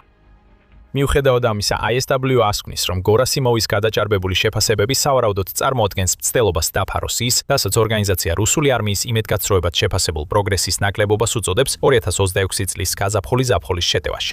სინამდვილეში უკრაინის წარმატებული საპასუხო შეტევების შედეგად ISW აცხადებს, რომ რუსულ ძალებს მძიმე დანაკარგების გამო რამდენიმე მიმართულებაზე ოპერაციების შემცირება მოუწიათ. ამ შეტევებმა მტკიცე თავდაცვასთან ერთად რუსული ჯარები აიძულა მეტი რესურსი დაეხარჯათ მხოლოდ იმისთვის, რომ ფრონტის ხაზზე მუდმივი წინსვლის შთაბეჭდილება შეენარჩუნებინათ. ამავე დროს ისინი აფასებენ, რომ მზარდი დანაკარგები და უფრო ნელი გაწვევა საფრთხეს უქმნის რუსეთისთვის ჩვეულ ტაქტიკას, მაღალი ინტენსივობითა და დიდი დანაკარგებით შეტევის ტალღებისა და დივერსიული ჯგუფების მის მუდმივად გაგზავნას ბრძოლაში. მაგრამ ეს ერთი თვის წინ იყო და როგორც ვიცით, უკრაინის ბრძოლის ველებზე მხოლოდ ერთ თვეში ბევრი რამ შეიძლება შეიცვალოს. ამჟამად არის ერთი რეგიონი, სადაც როგორც უკრაინელი, ისე რუსი უკრაინელი, ისე რუსი სამხედრო ბლოგერები თანხმდებიან, რომ უკრაინა სერიოზულ პროგრესს ახდენს. დასავლეთ და სამხრეთ ზაპოროჟიე, მათ შორის რუსების მიერ ოკუპირებული ტერიტორიები სამხრეთით. რუსეთის მთავარი შეტევა ზაპოროჟიეში ბოლო წლის განმავლობაში აღმოსავლეთით იყო მიმართული, სადაც ოლქი ესაზღვრება დნიპროპეტროვსკისა და დონეცკის ოლქებს. მას შემდეგ, რაც ძირითადად განდევნეს უკრაინელები ჰულიუპოლას საკვანძო ქალაქიდან, ისინი ცდილობენ ნელ-ნელა მიუახლოვდნენ ოლქის სამხრეთში მდებარე ბოლო დიდ ქალაქს, რომელიც კვლავ მტკიცედ უკრაინის კონტროლქვეშა, ორიხივს. მაგრამ ოლქის მთავარი სამიზნე შორს დასავლეთშია, ზაპოროჟიე. აქ ხან შეჩერებულ, ხან განახლებულ კამპანიაში, რომელსაც უკრაინული დრონების დაუნდობელი ერიშებით გამოწვეული უზარმაზარი დანაკარგები ახასიათებს, მათ საბოლოოდ შეძლეს ჩრდილოეთისკენ M-18 გზატკეცილზე წინ წაწევა. საბოლოოდ მათ შეძლეს სტეპნოჰორსკის ნაწილის დაკავება და პავლივკასთან მიახლოება. ამ ტერიტორიაზე კონტროლის დამყარება გახდება პლაცდარმი პრიმორსკაზე, მალაკატენიუკასა და ვესელიანკაზე შეტევისთვის, რომლებიც ქალაქის გარეუბნამდე ბოლო მნიშვნელოვანი დასახლებებია. ჯერ უკრაინელებმა შეტევა ჩაშალეს, ახლა კი რუსებს მძლავრად უკუაგდებენ. ყველა მონაცემით უკრაინელებმა სრულად დაიბრუნეს სტეპნოჰორსკი და ახლა პავლივკაში დარჩენილი წინააღმდეგობის გერების გაწმენდით არიან დაკავებულნი. შემდეგი მიზანი, ან უფრო სწორად რომ ვთქვათ, ქვემოთ, რადგან ისინი სამხრეთისკენ მიემართებიან, არის კამიანსკა. თუ უკრაინელები შეძლებენ კამიანსკას აღებას, გზა იხსნება მნიშვნელოვანი ქალაქ ვასილივკისკენ. რუსი ანალიტიკოსები ნერვიულად იკვნენ ფრჩხილებს ამ პერსპექტივის გამო. როდესაც ამას სხვა მოვლენებსაც დაუმატებთ ამ რეგიონში, ისინი შიშობენ, რომ ეს უკრაინული შეტევა შეიძლება იყოს გაცილებით სერიოზული სიტუაციის, ენერგოდარის დაბრუნების, ზაპოროჟიეს ატომური ელექტროსადგურის მდებარეობის მოსამზადებელი ეტაპი. ეს ატომური ელექტროსადგური უკრაინაში ერთ-ერთი ყველაზე ცხარე დაპირისპირების ადგილია და სერიოზულ დაბრკოლებას წარმოადგენს ყველა იმ ცდელობაში, რომელიც ომის დასრულების მიზნით მშვიდობის შეთანხმების მიღწევას ისახავს მიზნად. რუსებმა ის 2022 წლის თავდაპირველი შეჭრის დროს დაიკავეს და შემდეგ რუსულ ენერგოსისტემას მიუერთეს, სადაც ის ოკუპირებული ტერიტორიებისთვის ელექტროენერგიის მთავარ წყაროდ იქცა. უკრაინა რა თქმა უნდა მის დაბრუნებას მოითხოვს. რუსები რა თქმა უნდა უარს ამბობენ. სხვადასხვა კომპრომისი იყო შეთავაზებული. შეიძლება ითქვას, რომ მათ შორის ყველაზე პერსპექტიული, თუ უკრაინას საბოლოოდ არ შეუძლია რუსეთის განდევნა ოკუპირებული ტერიტორიებიდან, არის ძალაუფლების გაზიარების მექანიზმი, რომელიც შესაძლოა მესამე მხარემ, მაგალითად აშშ-ს მართოს. მაგრამ როგორც სხვა ბევრ მნიშვნელოვან უთანხმოების საკითხში, აქამდე არც ერთი წინადადება არ გამართლდა. მხოლოდ მოკლე შეხსენება, თუ ჯერ არ გაგიკეთებიათ, გამოიწერეთ არხი. სამხედრო შოუზე ყოველდღიურად გთავაზობთ მსოფლიოს ყველაზე მნიშვნელოვან სამხედრო მოვლენებს და უახლეს ანალიზს, რომელიც განმარტავს, რას ნიშნავს ეს მოვლენები. დააჭირეთ გამოწერის ხილაკს, რომ არაფერი გამოგრჩეთ. რუს ანალიტიკოსებს ახლა ეშინიათ, რომ უკრაინის შეტევა სტეპნოჰორსკის გავლით ვასილივკისკენ სინამდვილეში ემსახურება გზის გაწმენდას ენერგოდარზე ერიშისთვის და ათომური ელექტროსადგური აღმოსავლეთიდან დაიბრუნა. ამ შეტევის პარალელურად ისინი ამბობენ, რომ უკრაინული ძალები დნეპრის მდინარეს გადალახავენ ჩრდილოეთიდან, რაც ორ მიმართულებით შეტევას შექმნის და მისი ჩახშობა რთული იქნება. მაგრამ ქალაქის აღმოსავლეთით წინსვლა ერთადერთი ნიშანი არ არის იმისა, რომ რაიონში რაღაც დიდი შეიძლება მზადდებოდეს. რუსი ანალიტიკოსები ასევე მიუთითებენ უკრაინული ხელისუფლების მიერ ნიკოპოლის ქალაქში და მის მიმდებარე ტერიტორიაზე გაცემულ სავალდებულო ევაკუაციის ბრძანებებზე. ნიკოპოლის რაიონი მდებარეობს დნიპროპეტროვსკის ოლქის იმ ნაწილში, რომელიც ზაპოროჟიეს დასავლეთითაა. ოლქის დედაქალაქს ასე სიყვარულით მოიხსენიებენ ადგილობრივები. ნიკოპოლის რაიონი ატომური ელექტროსადგურიდან მხოლოდ 4 მილითაა დაშორებული, თუმცა დნეპრის მეორე მხარეს. 12 მაისს რეგიონულმა სამხედრო ადმინისტრაციამ დაავალა ნოოკეევკასა და ილინკაში მარანეცის მახლობლად და ვიში ტარასიუკაში, მარიუკასთან ახლოს მცხოვრებ ყველა 28 ოჯახს ბავშვებით, ასევე მარანეცის სოფელში 1 ქუჩის მცხოვრებლებს და ნიკოპოლში 100 ქუჩის მოსახლეობას, რომ 1 თვის განმავლობაში დაეტოვებინათ თავიანთი სახლები. ოფიციალურად ეს გადაწყვეტილება მიღებულია მოსახლეობის გადასარჩენად რუსული დაბომბისა და საარტილერიო ცეცხლის გაძლიერების ფონზე. არაოფიციალურად ევაკუაცია პირდაპირ გზას გახსნის ენერგახსნის ენერგოდარზე შეტევისთვის. ამავე დროს ბოლო კვირებში უკრაინულმა ძალებმა ენერგოდარის სამხრეთით მდებარე კრიტიკული მნიშვნელობის M14 ავტომაგისტრალი ტრალი რუსული ლოგისტიკისთვის ნამდვილ ჯოჯოხეთ აქციეს. ახლა ეს უბრალოდ ჩვეულებრივი რუსებისთვის ცნობილია როგორც R218 ავტოროდოვსკაია ავტომაგისტრალი, რომელიც აღმოსავლეთ-დასავლეთის მიმართულებით გადის და აკავშირებს რუსეთის ძირითად ტერიტორიას ყირიმთან, ოკუპირებულ ხერსონთან და მიკოლაევთან დასავლეთით, ხოლო ფრონტის ხაზებთან აღმოსავლეთით. მას სიცოცხლის გზად მოიხსენიებენ როგორც სამოქალაქო, ისე სამხედრო გადაადგილებისთვის და ის რუსული მარაგების საწვავისა და სარდლობის პუნქტებისთვის მთავარ ლოგისტიკურ დერეფნად მსახურობდა, მაგრამ ახლა ასე აღარ არის. როგორც შეშინებული რუსული მედია ადასტურებს, სიცოცხლის გზა სიკვდილის გზად იქცა ბოლო კვირებში, უკრაინული დრონებისა და რაკეტების მუდმივი და ძლიერი იერიშების შედეგად. 21 მაისს გამოქვეყნებული კადრები გზის გასწვრივ განადგურებული მანქანების მზარდ სასაფლაოს აჩვენებს. გეოლოკირებული კადრები, რომლებიც მომდევნო დღეს გამოქვეყნდა, ასევე აჩვენებს, როგორ ურტყამენ უკრაინული ძალები რუსულ სატვირთოებს. HH-20 მარიუპოლის დონეცკის მაგისტრალზე ახლო მდებარე გზატკეცილზე, რომელსაც უკრაინული ძალები ბოლო კვირებში მნიშვნელოვნად ბლოკავენ. M14-ზე სიტუაცია იმდენად სახიფათო გახდა, რომ ხერსონის ოლქის რუსი ოკუპანტი ხელმძღვანელი ვლადიმირ სალდო იძულებული გახდა გასულ კვირას გამოეცა ბრძანება, რომელიც M14-ის ერთ მონაკვეთზე სატვირთო მანქანების გადაადგილებას ზღუდავს. ეს უპრეცედენტო ნაბიჯი გამონაკლისის დაშვებით მხოლოდ სამხედრო და აუცილებელი თვირთებისთვის პირდაპირ აღიარებაა იმისა, რომ ეს გზატკეცილი ძალიან სახიფათო გახდა ჩვეულებრივი ტრანსპორტისთვის. რა თქმა უნდა, ეს დარტყმები არღვევს რუსულ ლოგისტიკას და ართულებს მომარაგებას, როგორც ფრონტის ხაზზე, ისე მთლიანად ყირიმში. M14 არის მთავარი სახმელეთო გზა, რომელიც ნახევარკუნძულს აკავშირებს ოკუპირებულ ტერიტორიებთან. მაგრამ თუ უკრაინა გეგმავს მოულოდნელ შეტევას ენერგოდარის დასაბრუნებლად, ეს ყველაფერი სწორედ იმ ტერიტორიაზე ხდება, სადაც უკრაინას სურს, რომ რუსეთს არ მისცეს შესაძლებლობა დამატებითი ძალები გადმოიყვანოს. ამ ეტაპზე უნდა გაუსვათ ხაზი, რომ ეს ყველაფერი მხოლოდ ვარაუდია. უკრაინის მხრიდან ძალიან ცოტა რამ მიუთითებს იმაზე, რომ ენერგოდარზე შეტევა მზადდება. მეორე მხრივ, სწორედ ამას ელოდები მოულოდნელი შეტევის წინ. უკრაინამ დაუშვა შეცდომა, როცა 2023 წელს ფართოდ გაავრცელა თავისი განზრახვა. ჩაეტარებინა დიდი კონტრშეტევა, რამაც რუსებს მისცა დრო, რომ საბოლოოდ წარმატებული თავდაცვა გაემართათ. თუმცა შესაძლოა მათ თავიანთი შეცდომიდან ისწავლეს. უკრაინის შემდეგი დიდი შეტევის 2024 წელს კურსკში შეჭრის წინ აბსოლუტური სური სიჩუმეს უფევდა, რამაც რუსები სრულიად მოუმზადებელი დაიჭირა. ასე რომ თუ ენერგოდარის მოულოდნელი შეტევა იქნება, ყველაზე ნაკლებად სავარაუდოა, რომ ამის შესახებ პირველად ვლადიმირ ზელენსკის ან მის მთავარსარდალ ოლექსანდრ სირსკისგან გაიგებთ.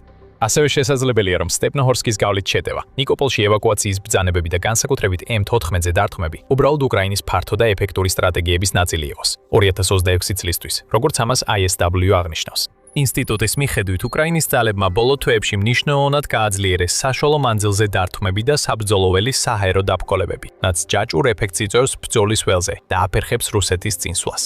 ამ დარტყმებმა ასევე მისცა ბიძგი უკრაინის წინსვლას ადგილზე, მაგრამ ამ წარმატებების კიდევ ერთი მნიშვნელოვანი კომპონენტია, რომელმაც რუსები სრულიად მოულოდნელად დაატოვა. Starlink-თან ცდომის შეზღუდვა. ის ASHES-ის თავდაცვის დაზვერვის დეკლასიფიცირებული შეფასება, რომელიც ადრე ვახსენეთ, ამ ნაბიჯს უკრაინის პროგრესის მთავარ ფაქტორად ასახელებს 2026 წელს. Starlink უკრაინული ოპერაციების გულშია, როგორც წინა ხაზზე, ასევე შორ მანძილზე დარტყმების მართვისას, მაგრამ რუსებისთვის ის ხელმისაწვდომი არ არის. ამან არ შეუშალა ხელი რუსებს, რომ ათასობით არალეგალური კონტრაბანდული Starlink-ის ტერმინალი დაეგროვებინათ და მათზე სულ უფრო მეტად დამოკიდებულნი გამხდარიყვნენ. სისტემამ ხელი შეუწყო ხანგრძლივი კომუნიკაციის პრობლემების გადაჭრას, რაც ჯარის გადაადგილების, დრონების ოპერაციების და საარტილერიო დამიზნების კოორდინაციას შესაძლებელს ხდიდა. მაგრამ ეს ყველაფერი მოულოდნელად შეწყდა თებერვალში. SpaceX-თან, Elon Musk-ის კომპანიასთან ერთად, რომელიც ამ ქსელს მართავს, უკრაინულმა გუნდებმა შემოიღეს გეოგრაფიული შეზღუდვები, რამაც საბრძოლო ზონაში არავნებართვიანი ტერმინალების მუშაობა შეზღუდა. ფრონტის ხაზიდან ანგარიშების აქტიურმა მკითხველებმა რუსულ ოპერაციებზე გავლენა თითქმის მაშინვე შეამჩნიეს. ახლა ამას უკვე ASHES-ის დაზვერვაც ადასტურებს. ეფექტი კიდევ უფრო გაძლიერდა მას შემდეგ, რაც რუსებმა საკუთარ თავს ავნეს და მესენჯერის აპლიკაცია Telegram-ის გამოყენება შეზღუდეს. ეს აპლიკაცია ფართოდ გამოიყენებოდა როგორც არაოფიციალური შემცვლელი Starlink-ისთვის მათ სუსტი საკომუნიკაციო სისტემებში. აპლიკაციაზე დაწესებული შეზღუდვები რუსეთში უკიდურესად არაპოპულარულია და შეიძლება ითქვას, რომ პუტინის ომის მდგომარეობით რუსი მოსახლეობის გაღიზიანებაში უფრო დიდი წვლილი შეიტანა, ვიდრე რომელიმე სხვა ფაქტორმა. და თუ ზოგადი მოსახლეობა უკმაყოფილოა, წარმოიდგინეთ, რამდენად მოხიბლულები იქნებიან ფრონტის ხაზზე მყოფი რუსი ჯარისკაცები, რომლებიც მუდმივად უკრაინული დრონების ზეწოლის ქვეშ არიან ამ მოვლენით. Starlink-ის კავშირის და messaging პლატფორმებზე ცდომის ერთობლივმა დაკარგვამ მნიშვნელოვნად დააზიანა ადგილზე კოორდინაცია, რაც პირდაპირ გამოიწვია დანაყოფებს შორის დაბნეულობამ და ბრძანების ჯაჭვის დარღვევამ. სოციალური მედია გარკვეული დროის განმავლობაში სავსე იყო რუსი ჯარისკაცების წუწუნით Starlink-ების დაკარგვაზე. ერთ-ერთი ვიდეოში ჯარისკაცი ფეხს ურტყამს თავის მიმრებს, ხოლო მეორე მას სასადილო მაგიდად იყენებს. ზოგიერთი საზოგადოებას დახმარებას თხოვდა, ერთ-ერთმა გითქვა, რომ ერთ ღამეში სრულად გადავეშვით ქვის ხანაში. უკრაინამ ამ ქაოსით სარგებლობა მოახერხა და წინ გაიჯრა. მიუხედავად იმისა, რომ უკრაინის 2026 წლის წინსვლაში Starlink-ის გათიშვის როლს აღიარებენ, უკრაინის ხელისუფლება არ ეთანხმება, რომ ეს მათი წარმატების ერთადერთი მიზეზია. სამხრეთში ოპერაცია Starlink-ზე გადაწყვეტილებამდე ერთი თვით ადრე დაიწყო, განაცხადა ზელენსკიმ, რითაც მიანიშნა, რომ ეს მხოლოდ ერთი ელემენტია უფრო ფართო სტრუქტურაში. ყოფილი ციფრული ტრანსფორმაციის მინისტრი და ამჟამინდელი თავდაცვის მინისტრი მიხაილო ფედოროვი დაეთანხმა მას და აღნიშნა, რომ Starlink-ის ტერმინალებზე შეზღუდვებმა და საშუალო მანძილის დარტყმის დრონების გამოყენებამ ხელი შეუწყო ინიციატივის უკრაინის სასარგებლოდ გადახრას. რუსებს რამდენიმე თვე დასჭირდათ, რომ რაიმე სახის სახეხის გამოსავალი მოეძებნათ, მაგრამ უკვე ჩანს ნიშნები, რომ ისინი ამ აშკარა სისუსტის აღმოფხვრას იწყებენ. თავდაპირველად მათ დაიწყეს LTE მოდემების, Wi-Fi ხიდების, რელე სადგურებისა და მეშ-ქსელების ერთმანეთთან დაკავშირება და ეს შედარებით დაბალ ტექნოლოგიური მეშ-ქსელები უკვე პრობლემად იქცევა. მეშ-ქსელის მოდემები ოპერატორებს საშუალებას აძლევს პასაძლებს უპილოტო საფრენი აპარატები მნიშვნელოვნად გაზრდილ მანძილზე, ჰორიზონტის მიღმაც კი აკონტროლონ, რადგან ისინი ქმნიან საჰაერო საკომუნიკაციო ჯაჭვებს, რომელთა დარღვევა უფრო რთულია და მონაცემების გადამისამართება შესაძლებელია, თუ ინდივიდუალური დრონები დაიკარგება. სიტუაციას კიდევ უფრო ანძიმებს ის, რომ რუსეთმა ბელარუსში საზღვარზე რელე სადგურები განათავსა, რაც დრონებს საშუალებას აძლევს შეინარჩუნონ კავშირი, როცა ისინი უკრაინის ტერიტორიაზე დაფრინავენ. შეიძლება უფრო მნიშვნელოვანი იყოს ის, რომ გრძელვადიან პერსპექტივაში რუსეთმა ცოტა ხნის წინ გაუშვა პირველი თანამგზავრები, რაც საბოლოოდ მის საკუთარ Starlink-ის ანალოგს უნდა წარმოადგენდეს. მარტის 23-ს რუსულმა კომპანიამ ბიურო 1440-მა დაბალ ორბიტაზე გაიყვანა ახალი რასვეტის თანამგზავრული ჯგუფის პირველი 16 ფართოზოლოვანი ინტერნეტის თანამგზავრი. ეს არის პირველი ნაბიჯი ინფრასტრუქტურის შექმნისკენ, რომელიც 2030 წლისთვის მინიმუმ 300 თანამგზავრს უნდა მოიცავდეს. მიუხედავად იმისა, რომ რუსეთი მას ძირითადად სამოქალაქო ტექნოლოგიად პოზიციონირებს, როგორც Starlink-ი, სისტემა აშკარად ორმაგი დანიშნულებისა. და იმის გათვალისწინებით, რომ რუსეთმა Starlink-ზე ცდომა დაკარგა და ამით პრობლემები შეექმნა, გაშვების დრო მიანიშნებს, რომ პრიორიტეტი სწორედ ამ საკითხების მოგვარება. არსებობს ნიშნები, რომ მას უკვე გავლენა აქვს. Starlink-ის მაღალი ხარისხის ვიდეო სიგნალები მის შორ მანძილზე მოქმედი დრონებიდან უკვე გამოჩნდა, რაც სერიოზული წინსვლა იმ დაბალი ხარისხის კადრებთან შედარებით, რასაც ეს დრონები ჩვეულებრივ აწვდიან. სანახავია რა გავლენას მოახდენს ამ ახალი ტექნოლოგიების დანერგვა. შესაძლოა ისინი რუსეთს ინიციატივის დაბრუნებაში დაეხმაროს. ან იქნებ უკრაინის ბზარდმა შეტევამ ისინი უბრალოდ უმნიშვნელოდ აქციოს. რა თქმა უნდა, ყურადღებით ავაკვირდებით მოვლენებს და ინფორმაციას მოგაცდით. ასე რომ, თუ ჯერ არ გაქვთ გამოწერილი არხი, აუცილებლად გამოიწერეთ. ამასობაში ნახეთ ეს ვიდეო იმის შესახებ, თუ როგორ ქმნის უკრაინა რობოტების არმიას, რათა კიდევ უფრო გააძლიეროს თავისი წინსვლა. და მადლობა როგორც ყოველთვის ყურებისთვის.